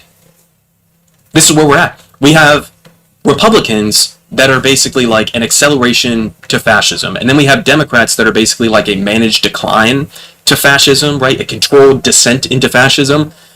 But in this election, we basically have Trump-style fascism versus a literal corpse. This is where we're at, guys. And we also have this here from James Clyburn, obviously one of Biden's top allies, helped him win South Carolina back in the 2020 Democratic primary and, flip it away from Bernie's momentum. He said this, I will support Vice President Kamala Harris if Joe Biden were to step aside. So, listen, this is probably the best that you could get from somebody like James Clyburn, who I think is a ride or die for Biden till the very end. But the fact that he's even saying, hey, if Biden wants to step aside, hey, I'll support Kamala Harris, I think that's saying a lot there. Now, we also have this here from Pelosi, again, one of Biden's best friends, top allies, would never dare to question him. But even she is saying, I think it's a legitimate question to say, is this an episode or is this a condition? Dementia is a condition. Okay, so there's the answer to that question. But she says that the question should be asked of both candidates and stresses Biden's legislative accomplishments. So, again, listen, you could tout the Inflation Reduction Act, the Infrastructure Bill, and the CHIPS Act, and whatever else you want. That's not going to be enough if a vast majority of the country thinks that Biden is senile, accurately so. It's just not going to be enough, guys. This is like end of the road type shit. This is not a hurdle that you can just jump over if people do not think he's capable of being a candidate. I showed you polling data. We're months out from the election right now, and almost a majority of Democrats are still saying Biden shouldn't be the nominee. When half of your own party, months out from the election, is saying you're not capable of even running right now, what does that say? I mean, this is not something you could just pretend is not an issue. You guys are heading for absolute disaster right now. And also, as pointed out here by Alex Schultz, I mean, when we're talking about Pelosi even saying, oh, well, it's a legitimate question, this is the same person who was helping to cover up for Dianne Feinstein when she was also clearly completely senile, mentally non-existent, as she was still keeping herself in the Senate, or more accurately, her family and her close advisors were keeping her in the Senate position, basically doing like a Weekend at Bernie's type situation, where she didn't know what was going on, clearly, completely lost, and they all just basically kept denying it. Again, head in the sand, Pelosi was helping to lead the charge on that. So when somebody who helped to cover up for Dianne Feinstein's senility is coming out and saying, well, it's kind of a legitimate question about Biden, again, guys, these are people who would never dare to question Joe Biden or establishment Democrat figures like this. It has to be so abysmally bad for it to get to this point. It's so bad, in fact, what do you mean, Keith? that now we even have James Carville. Okay, Carville is coming out and saying the country wants something new. Let them have it.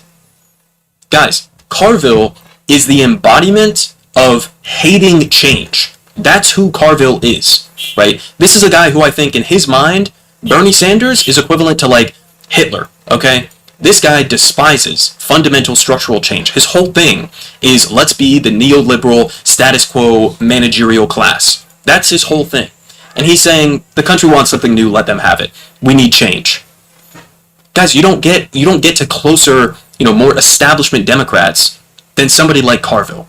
So when he's saying this, when Pelosi's floating it, when Clyburn is floating it, I mean, we have this from Alex Thompson. Jay Heel is quoting a Dem mega donor. They're pissed, guys. The donors are not happy after what they saw last Thursday. So here's one of these mega donors saying of the Biden team, they lied to us systematically over years. Given the stakes, it's unforgivable and unconscionable.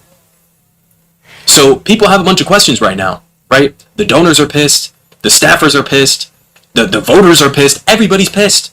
And Joe Biden, again, he has his family at the White House right now. I mean, this here from Mehdi Hassan and Ken Delaney it. Hunter Biden has joined meetings with the president and his top aides at the White House this week. Some of the reactions from the White House staff has been, what the hell is happening? Guys, he's bringing his family. Like, there's a handful of people that could potentially have the influence over Joe Biden to actually get him to step down, right? It's Obama, who came out and backed him recently, and clearly, I think, isn't at least publicly willing to say that he needs to step aside. You have Jill Biden. You have probably Hunter Biden as well. And then maybe you have a handful of Democratic elites like Pelosi and Schumer and some other ones sprinkled in there. None of them have been aggressively saying he should step down, but with his family, I mean, we saw the Vogue cover and what that article looked like just yesterday with Jill Biden, right? Clearly she wants to remain in power. Clearly Hunter Biden wants to remain in power, right? So if these are the people surrounding him, we're fucked. I mean, we're fucked. I highly doubt that Hunter and Jill Biden are going to be sitting him down and telling him that he needs to drop out. In fact, that's the opposite of what we've been hearing about what they're saying behind the scenes. But as pointed out here by Mehdi Hassan, he says, this is insane. Hunter Biden and Joe's granddaughters seem to have more influence over who the Democratic presidential nominee will be than the Democratic Party leadership. Where are Schumer or Jeffries or the DNC? What do Biden cabinet members make of his recent meltdown? Fully head in the sand. Now, I had to show you guys this little side-by-side here because this was just amazing, right? And it gives you an insight in terms of the total denialism and delusion in the Biden White House right now. So, if you guys remember, this is a clip, this is a screenshot here on the left from the debate where he was looking, mouth agape and lost in the void and all of that. And he also looked pretty pale.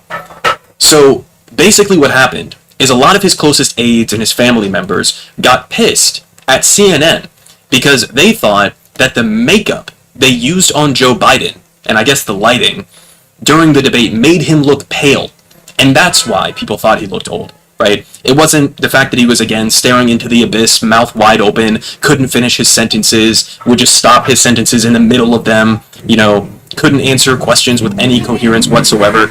It wasn't any of that. It was the makeup, guys. So then yesterday, Biden comes out, he does a short 4-minute sort of like scripted statement that was incredibly weak, by the way, on the SCOTUS decision to make presidents kings by giving Trump immunity, right? And they basically, it looks like, caked him, absolutely caked him up the ass with what looks like bronzer, I guess you would call it, orange makeup. I don't know if he's doing a Trump impression here. Guys, look at the side by side. I didn't Photoshop this. This is real. This is a screenshot or a picture from a TV from his statement yesterday, which, by the way, was a terrible statement. He comes out and he criticized, the Supreme Court decision. He attacks Donald Trump. He didn't really go after the Supreme Court, and he definitely didn't lay out any sort of plan for court reform, which is obviously needed in a moment like this. And he basically just said, well, sure, if Trump gets elected, then he gets to be a dictator, but I'm not going to use any of those levers of power because I'm above that, right? And oh, by the way, I have no plan for court reform.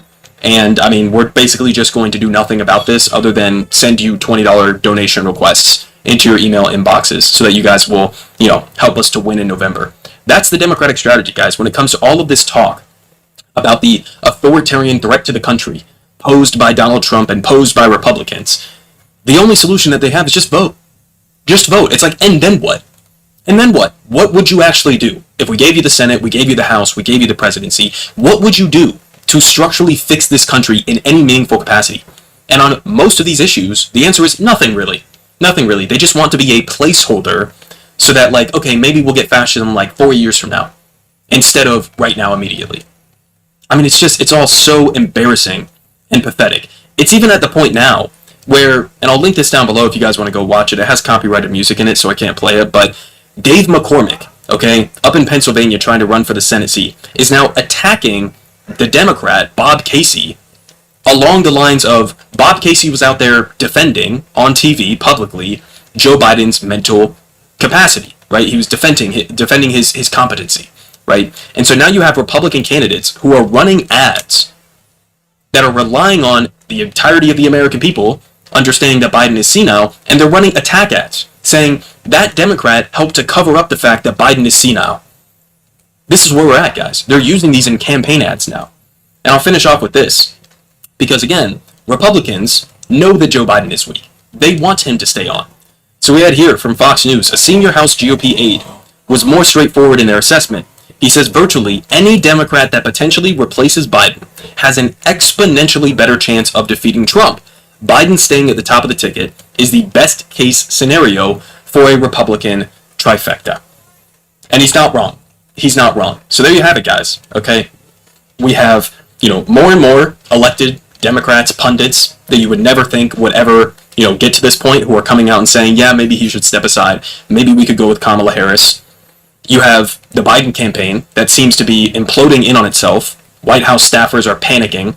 He's surrounding himself with his family and basically sticking his head in the sand and pretending like everything is fine. And then, you have Republicans that are basically running a preemptive victory lap because they know that Joe Biden is by far the weakest candidate that Democrats could put up right now. So, I mean, here it is, guys. This is the moment. As time goes on, it's probably going to get more and more difficult to replace Joe Biden. If there was ever a moment where this was possible to happen, it's right now, right? You got to get a plan in place. I don't know if this is going to happen at the convention, maybe, but you got to get a plan in place. If Joe Biden is leading the ticket in November, it looks like it's going to be an absolute bloodbath, and nobody can turn around and say that it wasn't predictable. Politic guy has the best politics. Believe me, no one does it like him.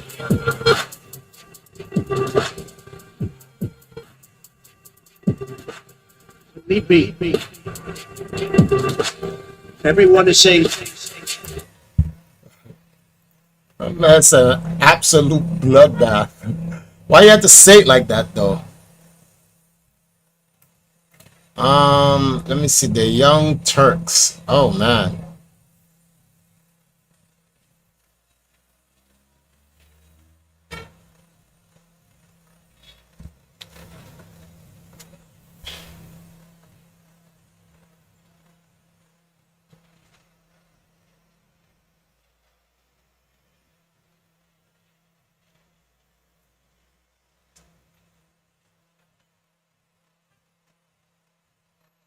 1 second, guys.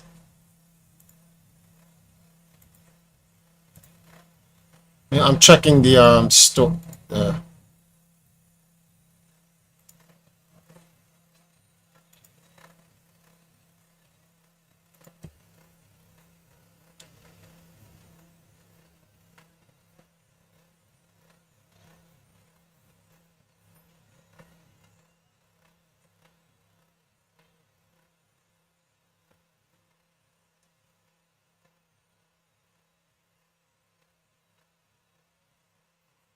Right.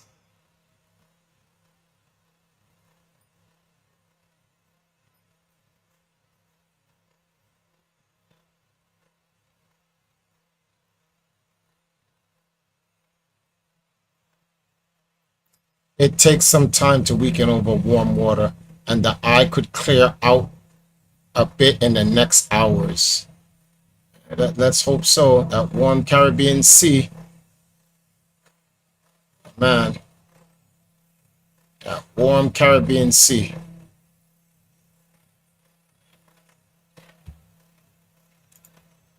Woo! Okay, it's 5:28. Got two more. Let's do two more topics. And we'll go with what we got. What is it? Joe Biden is throwing his election away. He's destroyed Israel's biggest lies. Ukraine is done. Let's head over to Ukraine. So on the one hand, you have Russians just joining this cause to really eye-popping numbers that you put out there, and it speaks to how much I know you've spoken on other programs in the past about why Russia and Russians in particular are so passionate about this particular cause. But then you also have Ukrainians. On the one hand, the manpower issue is a product of war. It's a product of Russia being very successful in war. And you also have now seemingly many more reports of Ukrainians, because of how bad it is, fleeing. But you also have, as you said, Ukrainians also very committed to their side of this cause. Could you explain why, first, maybe on the Russian side? We've talked a lot about Ukraine and why Ukraine is fighting this conflict. But on the Russian side, like, why is this so critical? Why have Russians, I know you've been to Russia several times, why have Russians really stepped up for this cause to the point where it's almost absolutely essential that you're part of it in some form? Yeah. It's a great question, but in order to give an answer, I got to forgive me, because I'm going to give you an expansive answer, because it's the only way I can answer the question properly.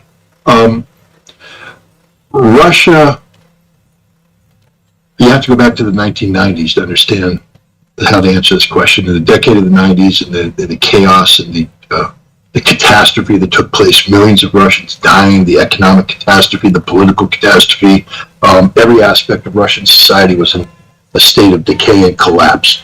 This is the Russia that Vladimir Putin inherited. It was a thoroughly diseased Russia. And it was one that was a political minefield. I mean, people need to go back and read about the last months of the Yeltsin regime and how the wolves were circling with the knives to carve it all up when Yeltsin went away. He had all the people that thought they were going to be the heir apparent. And that's why he reached out to grab Putin and brought him in, because Yeltsin knew at the end, he apologized. In his farewell address, I made many mistakes, he said. And he recognized that. And one of the mistakes he made was to entrust too much to his wife and to his daughter and his daughter's husband. And they had assembled this pack of wolves that are getting ready to continue to devour people who enriched themselves from the collapse and demise of Russia. So he brought in Putin. He put Putin in charge. Everybody today is like, Putin's this all-powerful leader and all that stuff. Hey, you can say what you want. He was in a precarious situation. And he had to make compromises. He had to make, decisions about what his priorities were to right this sinking ship, which means he had to tolerate a lot of stuff. So, and what he had to tolerate was the corruption of the oligarchs. Now, he told the oligarchs early on, do not get involved in politics. I need you guys to keep doing your economic thing. I'm going to tell you right now that your economic thing, while you get rich, needs to also start having money come back into Russia and bringing the life, the quality of life up for Russians. But if you get involved in politics, And Khodorkovsky, the head of Gazprom, I guess, or Lukoil, I think it was, he said, "Screw you, Putin, who the hell are you coming in here at the last second to take over what I was supposed to be running?" And he jumped into politics. Putin took him down, arrested him, put him in jail, and ended up getting exile. He's one of the leaders of the opposition right now. And operating out of London. But you have this oligarch problem. You have also the problem of the integration of the West. The West had come in during the 90s. Companies had been installed. They'd become insinuated with the Russian social and economic and political fabric. So you had about 30 to 40% of Russia entwined with the West. And you couldn't do anything to clean that up. Because remember, it's a democracy. Putin has to run for elections, and he needs to win them. And he was, it's not Saddam Hussein dictatorship where you get, 99.99%, or Kim Jong-un gets 100% because he's Kim Jong-un. No, Putin had to run against people who were gunning for his job, against a very large opposition, well funded by the West.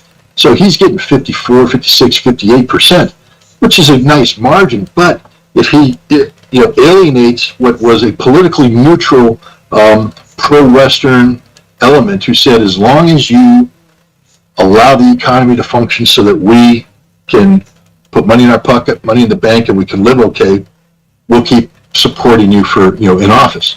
Well, he also understood that this system right here was inefficient. It fed the corruption of the oligarchs and all that, but he couldn't touch it. Compromises had to be made. Also, in Yeltsin, the time of the governors, under Yeltsin, they all became corrupt. The entire system was corrupt. Putin couldn't come in and shock the whole system at once. He had to basically make compromises to allow certain practices to continue while he started cleaning up office. And while he's cleaning up office, he has to solve a war in Chechnya, sit down with Ahmed Kadyrov and bring an end to that conflict to resolve the Chechen situation. While he's doing that, he has other situations coming up. The United States trying to use Navalny to create a color revolution in the streets. He has to leave and turn power over to Medvedev while the United States seeks to use Medvedev to keep Putin out of office, tearing down democracy. So instead of being able to be totally focused on the rebuilding of Russia, he continually has to make his priorities about the survival of Russia, which requires compromises to be made about corruption, about certain political practices, certain things that otherwise wouldn't be tolerated, but have to be tolerated. And so this is the situation of Russia. It's moving in the right direction. Putin is doing a great job of reviving it, but it's still fundamentally, it's still got a disease. It's like having a cancer still inside you, but you've suppressed the symptoms. It looks like you're healthy, but it's still there. It hasn't gone into remission, and it's going to come back if you don't deal with it, but you can't deal with it because you got to solve all these other issues out there. But that's the situation that existed in Russia at the time of the initiation of the special military operation. Putin was very worried, according to press report. There was these sanctions. They had no idea how these sanctions were going to impact. He was being told by his top experts that the Western sanctions were going to cause a contraction in the economy of 25-30%. That's very hard. And now you have people saying you don't have enough manpower, especially after the Ukrainians counterattack. But how do you mobilize? If you mobilize at a time when the economy is going into a shock, you could get even a greater shock. And now that shock creates people who have no jobs, who are looking at the collapse of the economy. That Western elite that was ingrained with the West will rebel. Putin's in a very precarious situation. But then things happened. The economy didn't shrink. The economy, it shrunk, but a small percentage, and it looked like it was going to grow. That gave him great latitude now to say, with a healthy economy, I can do things. The West sanctioned the oligarchs. That was the end of the oligarch class. Solved one of Putin's forever problems. He doesn't have to worry about the oligarchs anymore. The West sanctioned them, and overnight, the oligarchs became a political nullity. Putin said, get the hell out of the country. We don't need you anymore. And those that stay because of sanctions, you can't take your wealth out. And now Putin gets to solve another problem. How to get that money reinvested back into Russia. Laws are passed, the money's reinvested. And when it gets reinvested, Putin takes control of that. And now the corruption's real. And suddenly you've got this great thing. In the West, by the sanctions, They divorced with Russia economically. And that whole group that was entwined there that Putin had to worry about, doesn't have to worry about them anymore because the divorce has happened, but it's not Putin's fault. It's the West's fault. And these people start going, shit. Who's to blame? The West, is to blame. Yup. And literally overnight, very what same happened is entity that the set them up. Russians woke up to the reality that the West was trying to kill them, that the West wanted to destroy Russia, and they rediscovered patriotism. Now, the Russians have always been patriotic, but they've been sort of confused patriots because the Russians, especially after the 1990s, looked to the West as sort of, the big Western brother, etc. But now Russians are going, well, no, the West, and they're looking in the mirror going, I'm not as ugly as I thought I was. I'm doing all right. I go to the gym a little bit. I can fix this. I can fix this. And then they go to the gym and they're going, I look pretty damn good. I can compete. They're working. They're getting money. Their economy's doing well. And the Russians become proud of being Russian again. And that's what's happening here. You have people now that are proud to be Russian. They are proud to say, I am Russian. And there's a surge of patriotism, and it is real as it gets. And this results in two things. One, the Russians now saying that this war in Ukraine is their equivalent to the Great Patriotic War. This is an existential fight for the survival of Russia. And the Russians have rediscovered patriotism, and they are saying we are committed to victory here. We are not going to be defeated here. We are 100% behind this presidency. Then you had an election that took place last month. And the interesting thing about this election is everybody knew that Putin was going to win. But the goal was to have Russians be so upset about the war, about the economy, that they wouldn't show up in numbers. And the people did show up, Putin would win by a not so impressive margin. But Putin took the case of Russian patriotism to the Russian people, and he said, this election isn't about me, it's about you, it's about us, it's about the Russian nation. And they responded. 77% of the Russian people went to the polls, and 88% of those who went to the polls voted for Vladimir Putin. And now on May 7th, you're going to see something that's amazing, the inauguration. After that inauguration, Putin's going to complete the task of cleaning Russia up. All of those little residual corruptions, those little inefficiencies that he had to make compromises about to sustain because he couldn't take the political risk to go after them, he's going to go after them because the Russian people are behind him. And here's the lesson. In a time of war, when the Russian people are being asked to make so much sacrifice, in America, we talk about the military-industrial complex, but do we really elevate them? I mean, we talk about it sort of critically. Do we elevate them to the same status as the soldiers on the front line? No. In Russia, in the city of Magnitogorsk, there's a monument called the Home Front, and it's about World War II, but there's a Red Army soldier and a Russian worker, and they're holding aloft a sword that's made from the steel that's produced at the factory from the iron ore in Magnitogorsk. And that sword is being presented from the worker to the Red Army soldier. The Red Army soldier takes that sword and gives it to Mother Russia, and at Volgograd, the motherland beckons. She is calling Russia forward, holding that sword aloft. That sword is in the hands of the Russian soldier in the Berlin monument on the ground while he holds a child in his arm. The war is over, and that sword is at the United Nations being turned into a plow. The Russian people identify with everything I just said. They understand the continuity there. So when you talk to the Russian people, it's not just about the troops at the front line. It's about the nation supporting this conflict. This is a national call to war. Corruption is not tolerated right now. This is where Putin can take advantage of this, because right now there's a zero level of corruption tolerance in Russia today because of the war, because of the sacrifice that everybody's being asked to make for the war, for this existential struggle. And starting on May 7th, Putin is going to clean house. It's going to be a completely different Russia. It's a Russia that's positioning itself for the post-Putin era. And it couldn't have happened. This is the irony of it, Danny. None of this could have happened if it weren't for the stupidity of the West. If the West wanted to destroy Russia, really, I mean, they never asked me, and I wouldn't have advised this because I believe in being friends with Russia. But if somebody came up to me and said, Scott, the United States isn't going to be friends with Russia, but we need your advice. You're an American. how would you advise us to go about defeating Vladimir Putin? And I would say, well, Vladimir Putin's already outlasted you by 25 years. So I'm here to tell you right now that the only thing that's going to defeat Vladimir Putin is Mother Nature, time. So all we have to do is run out the clock. And if we run out the clock by continuing to prohibit Putin from cleaning house, by allowing enough of the 90s infection to remain in Russia, when Putin goes away, we'll own Russia.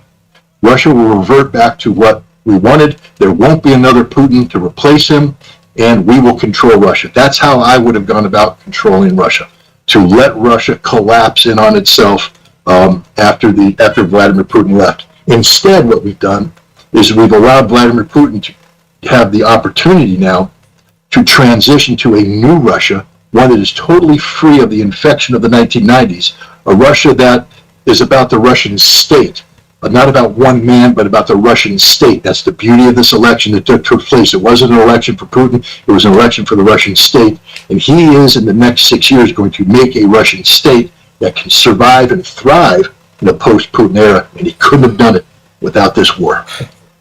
Hey, what's going on, Reg?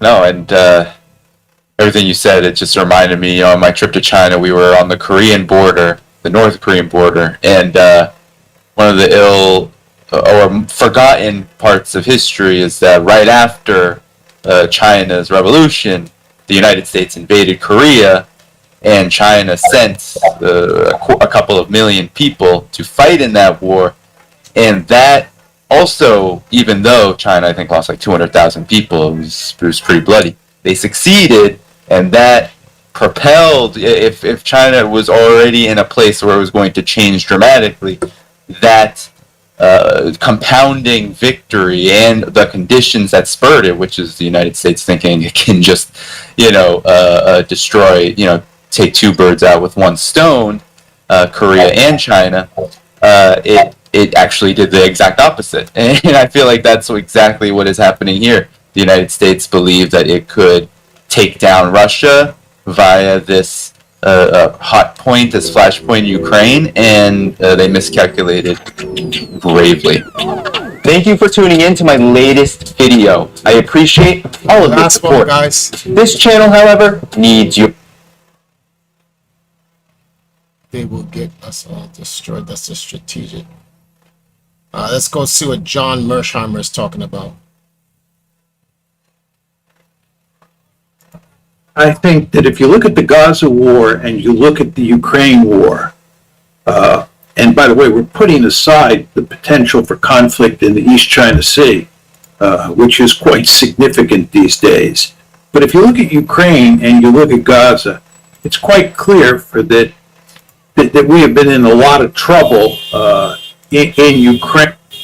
I was just trying to raise some money because we found out that the entire island is going to be locked down for 2 days, not one. So I was trying to raise some extra funds so I can go and get food and stuff like that. Literally, we've been out all day with whatever we had to try to get cardboard, kerosene, and whatnot. But we definitely going to need water because the water that we have was like water for enough for 1 day. So I came on to try to stream and do the hurricane watch and find out what's going to happen. We're going to get hit directly. We can't avoid it. We're definitely going to get hit. And the good news is it dropped down to a category 4. It's no longer a category 5. And there's a small percentage and hope that it might even weaken before it reaches Jamaica. So that's hope 1. And then hope 2 is that it may go south. It may literally take a random dip south, randomly, out of nowhere. If it does that, we're in some good straits right there. So we just got to see what happens. So those are our 2 options. The rest is to just get some water and some canned foods because we have to turn off the gas. We have to turn off the light because we don't want electrical fires when this hurricane comes over. So like we're gonna go back to living in the days of Moses and shit. Not that I have a problem with it. I don't mind. So we're gonna actually get a chance to live like a actual human family and shit like that. No video games, no nothing. It's gonna be no power in the house. We're all just gonna be chilling. We'll have the phones and all that stuff ready. And we have a 20 milliamp battery. My mother has some batteries backed up. Charging stuff, but we're gonna turn off all the power in the house. In the daytime, we shut off all the phones and stuff like that, because there'll be light at least, and we just chill or whatever. I have my 2 Nintendo Switches hooked up, but I'm gonna just be throughout all of tomorrow when the hurricane. I'm just gonna be working out and playing a little bit of games. Jump online for like a 20 to 30-minute stream. Using Wi-Fi off the phone, but it's going to be on Now's channel, so that's the address above below me, just to give everybody an update, to let everybody know if we're okay or not, whatever the case may be. Not that anyone can help by then. By then, there ain't no more help. That you can't get any more help than where we currently have right now. So, because everybody's going to be in. The good news is that the hurricane will pass Wednesday night, but the island will still be locked down Thursday. So nothing will be open. Assess the damage of the island, and then see what we can do moving from forward from there, and just try to get to Friday. Hopefully the island opens back up on Friday, and then we're back in business. You know what the funny thing is? My birthday is on Thursday, and I was gonna do a birthday stream, so that sucks. So but the first thing we got to do is we just got to deal with. No, my birthday's on Friday, actually. Ignore what I just said. My birthday actually on Friday. But the first thing we need to do is just get past Wednesday and Thursday. Friday, my birthday is not important. This is why I don't even celebrate my birthday, like, to be honest with you. I come on and do a stream with you guys, and I try to use my birthday to, like, hang out with you guys or whatever. All right. Ooh. Oh, damn. Use my birthday to try to hang out with you guys or whatever the case may be, and just chill. That's pretty much it. But like, I don't necessarily celebrate my birthday, so ain't nothing gonna be missed then. That's it. That's the plan, bro. Ain't nothing else outside of that. So far, we almost made the goal. I was trying to make 100. We have 65 so far, thanks to Trayan, 8 and Versus. They all they dropped up to about $65 so far.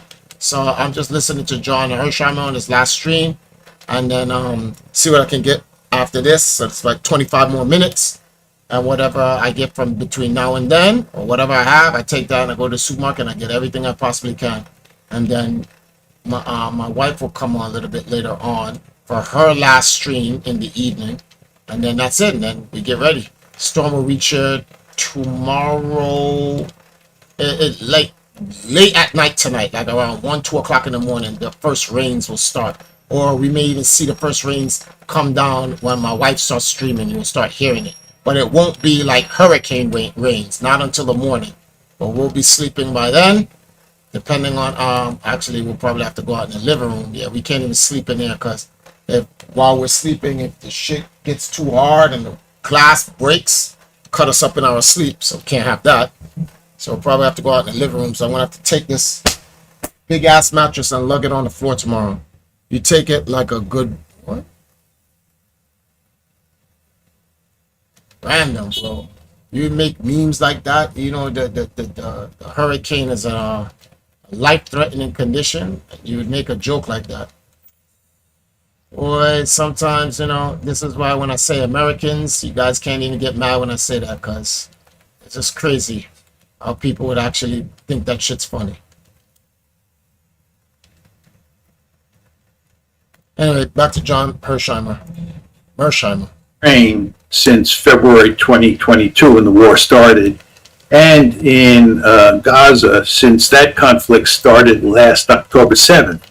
But when you think about sort of where we are today compared to where we were when both of those conflicts started, it seems quite clear that the situation has worsened, and the potential for escalation in both cases is quite significant.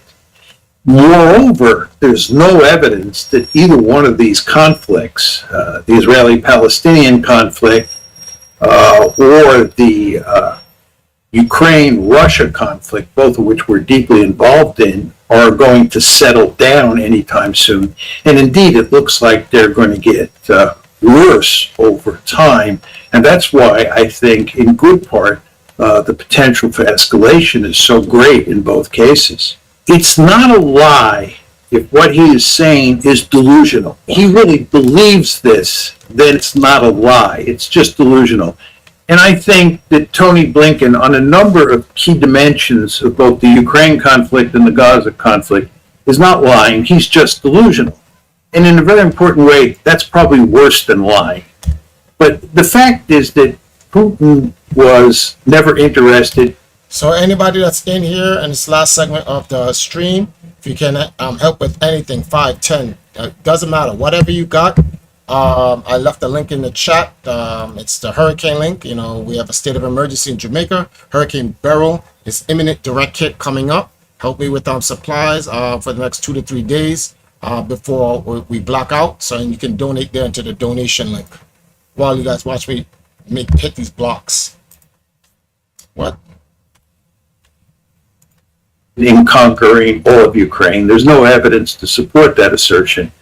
But more importantly, given where we are today, his comment that Ukraine is doing quite well on the battlefield and it, in effect, has stymied the Russians is simply wrong. If you look at what's happening on the battlefield and even deeper into Ukraine in terms of the military conflict, the Russians are clobbering the Ukrainians. They're killing huge numbers of Ukrainian soldiers up on the front lines.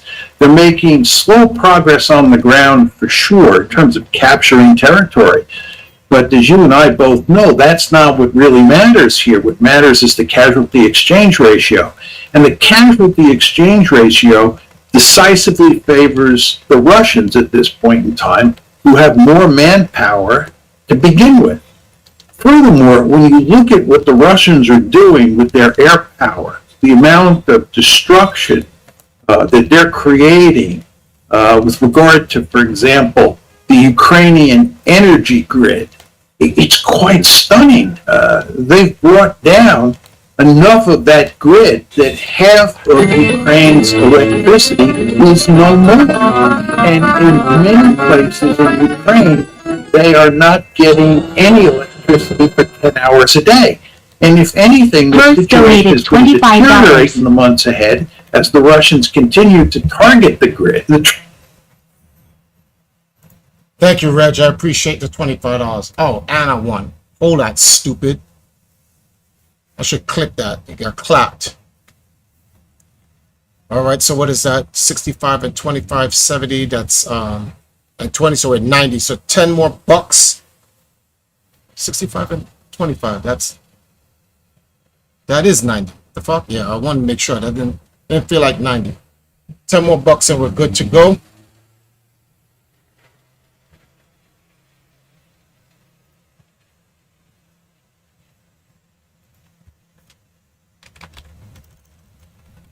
Oh, hope safety to him too.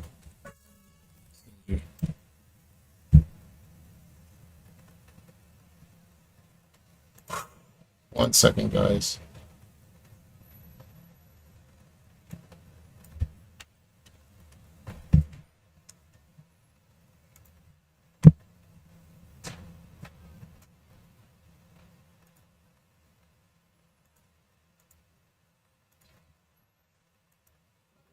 Oh, here we go. What? When you look at what the Russians are doing with their air power, the amount of destruction that they're creating with regard to, for example, the Ukrainian energy grid, it's quite stunning. They've brought down enough of that grid that half of Ukraine's electricity is no more. And in many places in Ukraine, they are not getting any electricity for 10 hours a day. And if anything, this situation is going to deteriorate in the months ahead as the Russians continue to target the grid. The truth is, we, meaning the West, and especially the United States, are committed to doubling down. And you saw this at the recent G7 meeting that took place in Italy in mid-June. What we did, and again, I'm talking about the West, but mainly the United States, was we reinforced our commitment to Ukraine. We supplied them with $50 billion. We increased the sanctions on Russia. And very importantly, the United States consummated a 10-year security agreement with Ukraine. And both President Zelensky of Ukraine, and Secretary of State Blinken said that this was, quote unquote, a bridge to bringing Ukraine into NATO. From a Russian point of view, this is, completely unacceptable. It's like waving a red flag in front of a bull, as we used to say when I was a kid. It's just asking for trouble. So all this is to say, Danny, that we are doubling down on our commitment to Ukraine. We are more invested than ever. We have long said that using ATACMS against Crimea, and that's where this attack this past Sunday took place, is acceptable. And the administration has now said, this is the Biden administration, has now said that they can use ATACMS to attack Ukrainian forces right across the Russia-Ukraine border. So that's a very important threshold that we've crossed there. We're saying that the Ukrainians can use the ATACMS as long as it's just across the Russo-Ukrainian border. The really key issue here is whether at some point we give the Ukrainians the green light to use the ATACMS for deep strikes into Russian territory. And if we do that, that will be a truly serious escalation. The Russians have not retaliated given the limited strikes into the Russian territory that lies just on the other side of the Ukrainian border. And the attacks in Crimea, the only reason they have caused such a kerfuffle is because civilians were killed.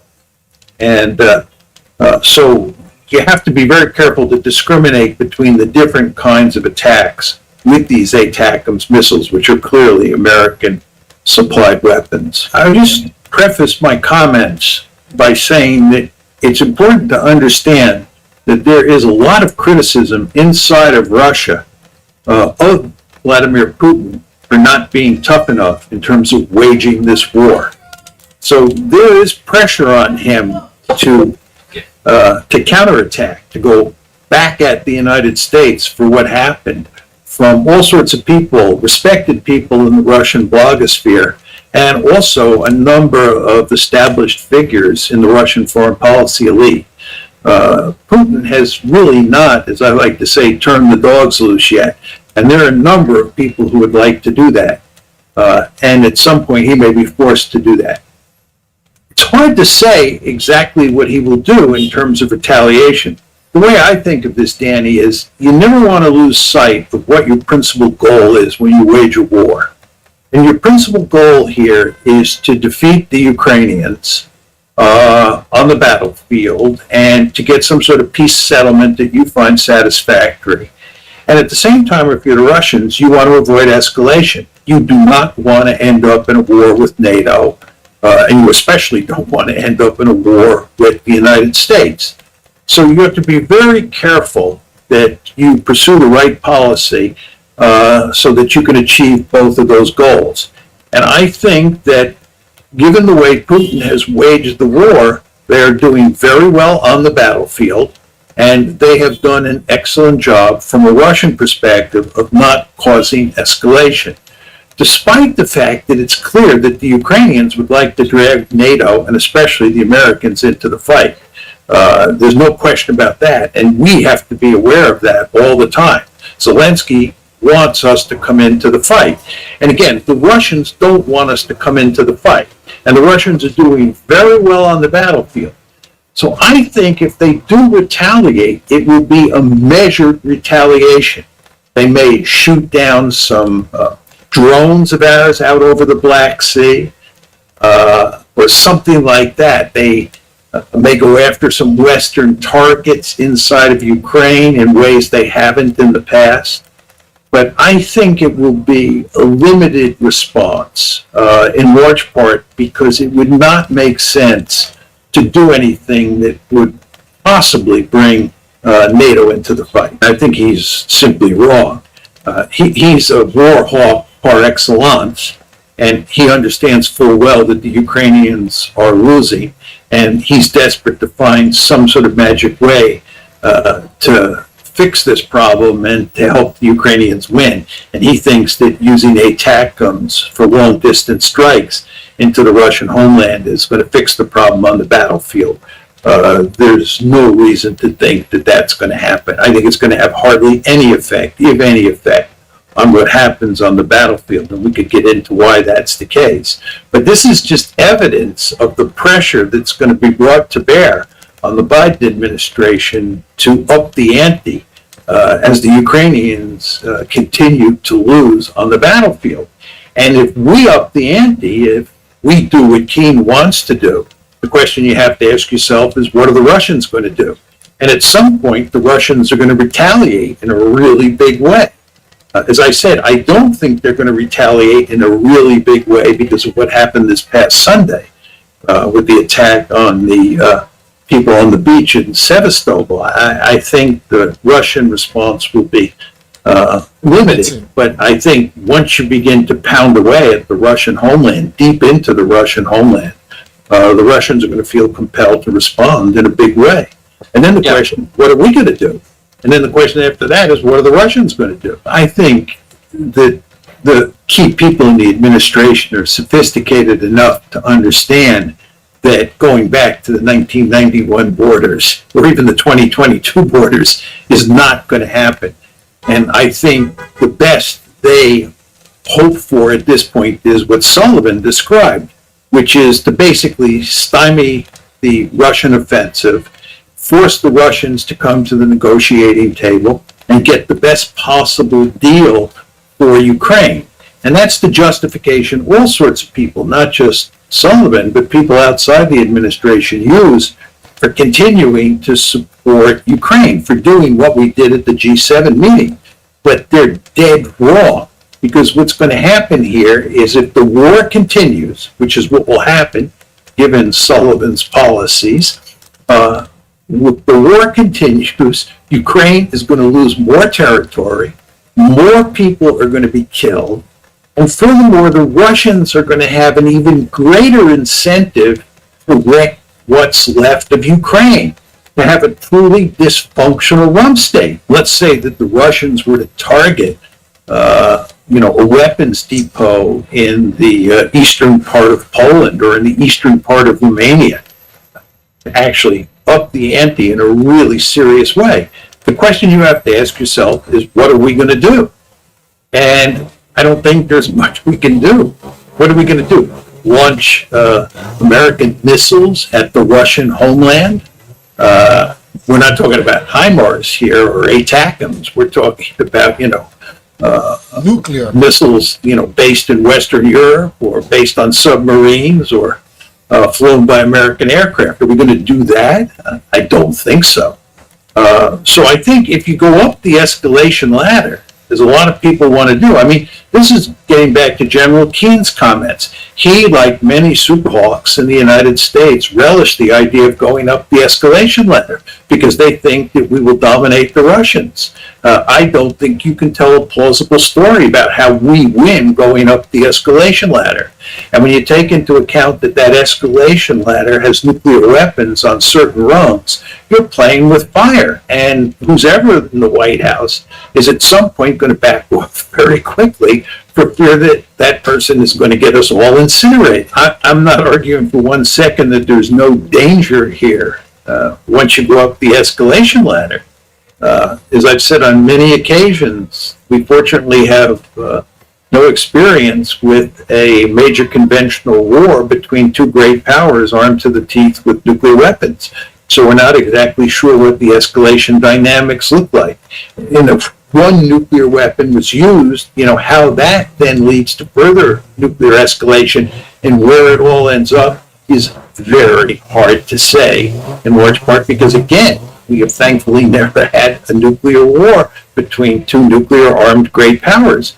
So we're out there in virgin territory, and nobody knows for sure how this will play itself out. But that gives both sides very powerful incentives to stay off the escalation ladder, and if they get on the escalation ladder, not to go up very quickly.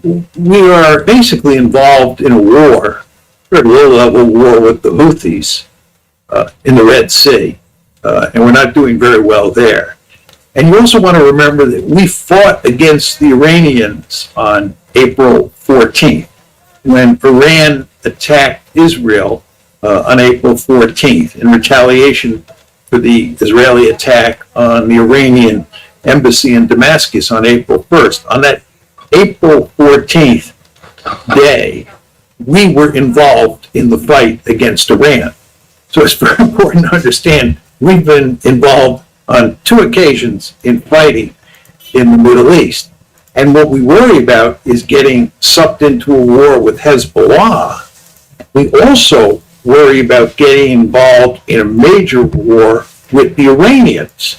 The Minister of Defense in Israel, Yoav Gallant, has been in Washington over the past few days, and he's been putting pressure on the Americans to deal with the Iranian nuclear issue.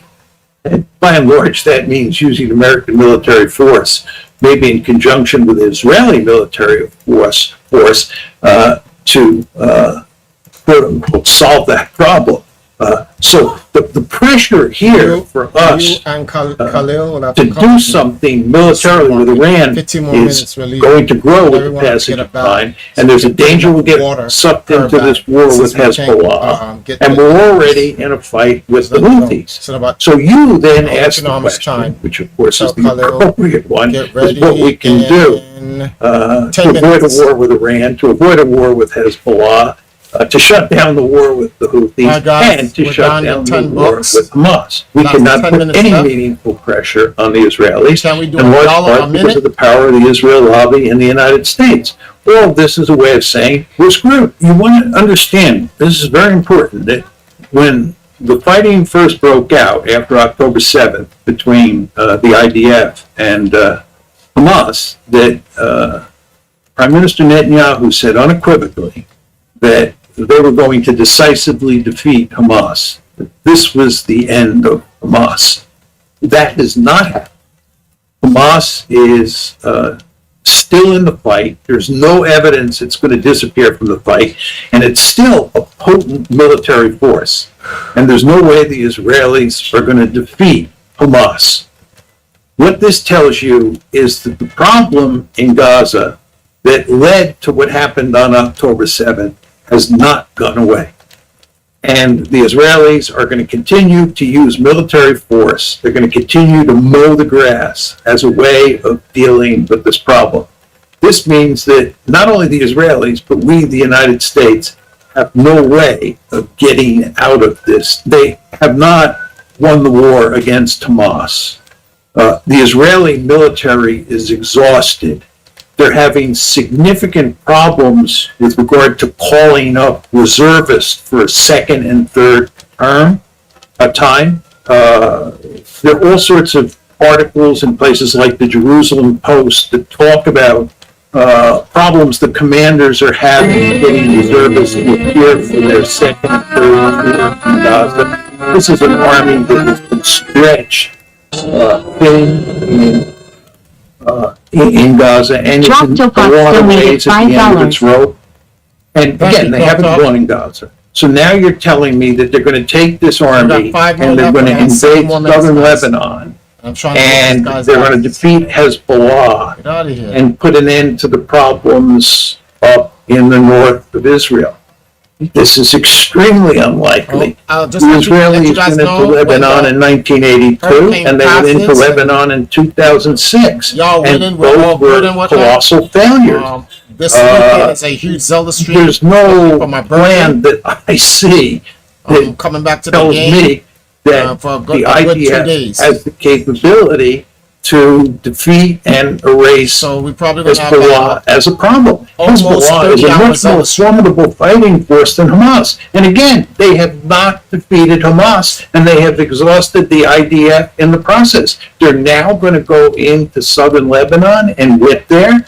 I don't think that that's a plausible argument. Doing all they can to discourage the IDF from going into Lebanon. We do not want Israel to attack Hezbollah. One of our great fears is that Iran will come in and we'll be in a major war with Iran.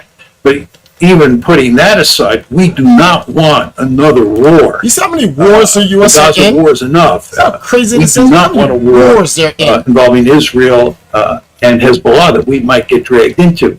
But what we have said, and I think this was foolish, but it was done for domestic politics reasons, we have said to people in the region that if Israel does get involved in a war with Hezbollah, we will back them. Yeah, you And of can't course, do we'll whatever. back them because we back Israel no matter what it Nothing. does. I'm special. That's the way this relationship works. Israel is the tail that wags the dog. There's no Almost question done. about that. Crap. So when we said that, John Marshall's we were almost done. telling the truth.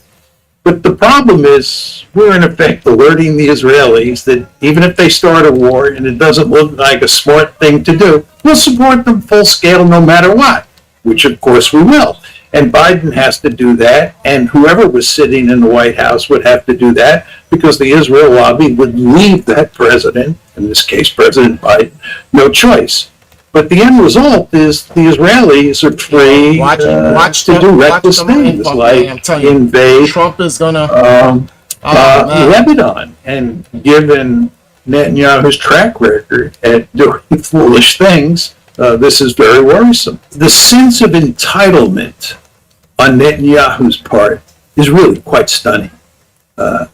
Just listening to him talk, it's really quite amazing that he just feels that Israel is entitled to this weaponry, period.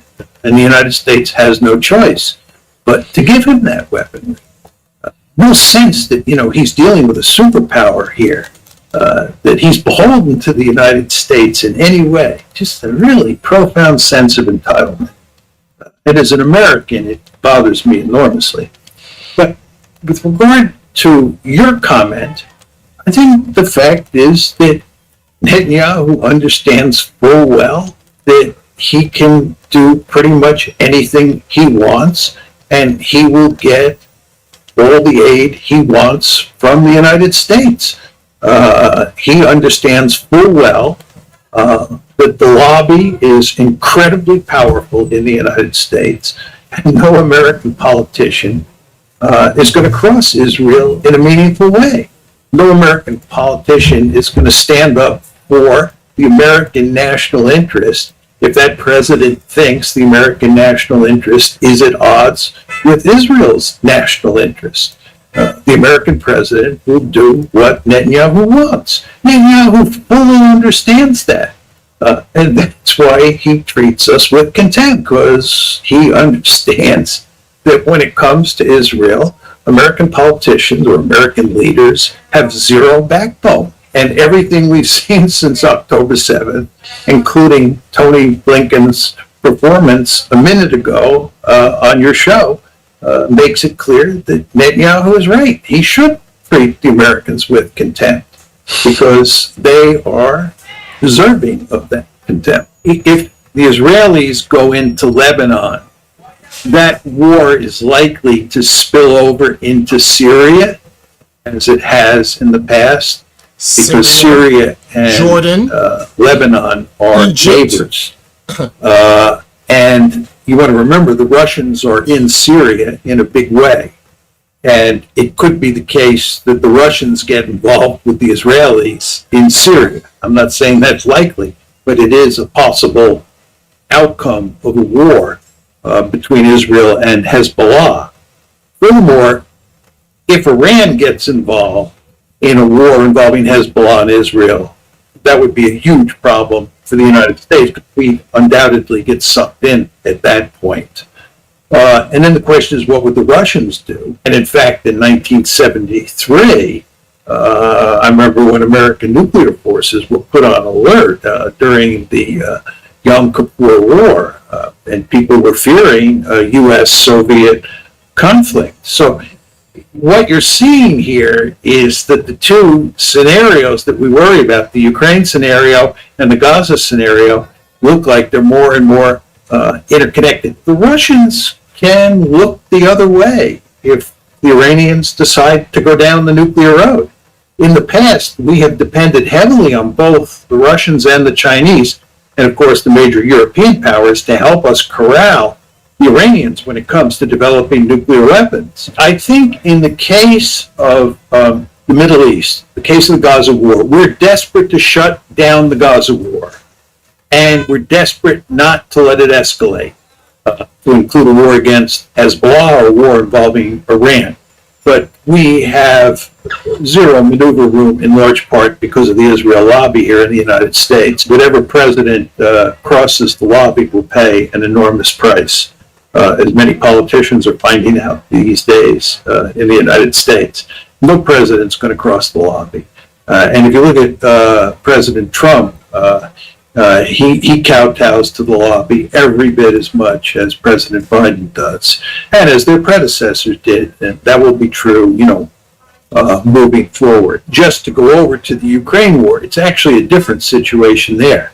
There we're actually upping the ante on our own. We're behaving in remarkably foolish ways in Ukraine. I think, again, to go back to the Middle East, there we have our hands tied behind our back. I think we have a good sense of what needs to be done in the Middle East. We just can't do it. I think all the evidence is that Trump has the right instincts on Ukraine, that he understands it's time to cut a deal, and that would be best for Ukraine and best for the United States. But his forte is not the execution of foreign policy, as we know well. And it's not clear that he will bring in people who can execute that basic strategy that he has in mind. Furthermore, even if he brings in really smart people and they go to work in smart ways, the fact is there will be tremendous resistance.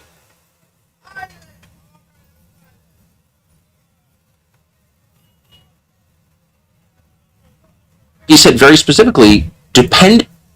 Okay, guys, thank you guys very much. We made 95. That's more than enough. That should do it. Doesn't have to be 100 on the dot, but I appreciate all the help that I got from you guys. I want to thank you guys again. Like I said, we are going to, we're not going to be on tomorrow. All of Wednesday's gone. Most likely all of Thursday's gone. We'll see what happens on Thursday. Let's do what we can. Be very honest with you. Send your prayers to Yah so that Yah can disseminate that energy and whatnot to all the people who need the actual help, etc., etc. I've been through Hurricane Sandy and some other hurricanes, but like never one on a tropical island actually. So this will be my first one. We'll see. Well, we've had some tropical storms and some hurricanes that hit us, 2s and 1s, but a 4. This will be my first 4. But we'll see what it is. And once again, I want to thank everybody for helping me out. Yeah, actually, I should have left 20 minutes ago. Actually, shouldn't have stayed this long. But we got to run out and grab like as much water as we can. The water depot that we would get the big jugs from, we went there. That shit was, there was a line packed there. And when I got there, I stood behind the line and the lady was like, no more water. It's like, damn. So they ran out all of the water. So now I got to go to the supermarket and see what's there. There's 3 supermarkets, but they're all going to be closing in the next hour or so. Got to go there and see how many water we can get there. We're going to have to probably just get the regular normal bottles of water, as many as we can. And that'll just have to hold us. But I want to thank you guys again for supporting us. We really appreciate it. Make sure you tune into Empress Nile channel right here later on tonight around 8 o'clock or so. It won't be a long stream, probably an hour and a half, talking with the other Valkyries, making sure the other Valkyries are okay before we shut it down, and then late tonight after the stream, I'm going to take off the computer, move it to the back part of the room here, put some shit and block it. Actually, I'm going to stack it on top of something because water most likely is going to run in here based on the storm. I don't want none of the electrical equipment on the floor. That means I got to plug out the damn industrial power cord, or I can just raise it up. I don't necessarily have to plug it out. But thank you guys. I'll see you guys in the next one. Catch you on Thursday night / Friday. Peace. What the hell?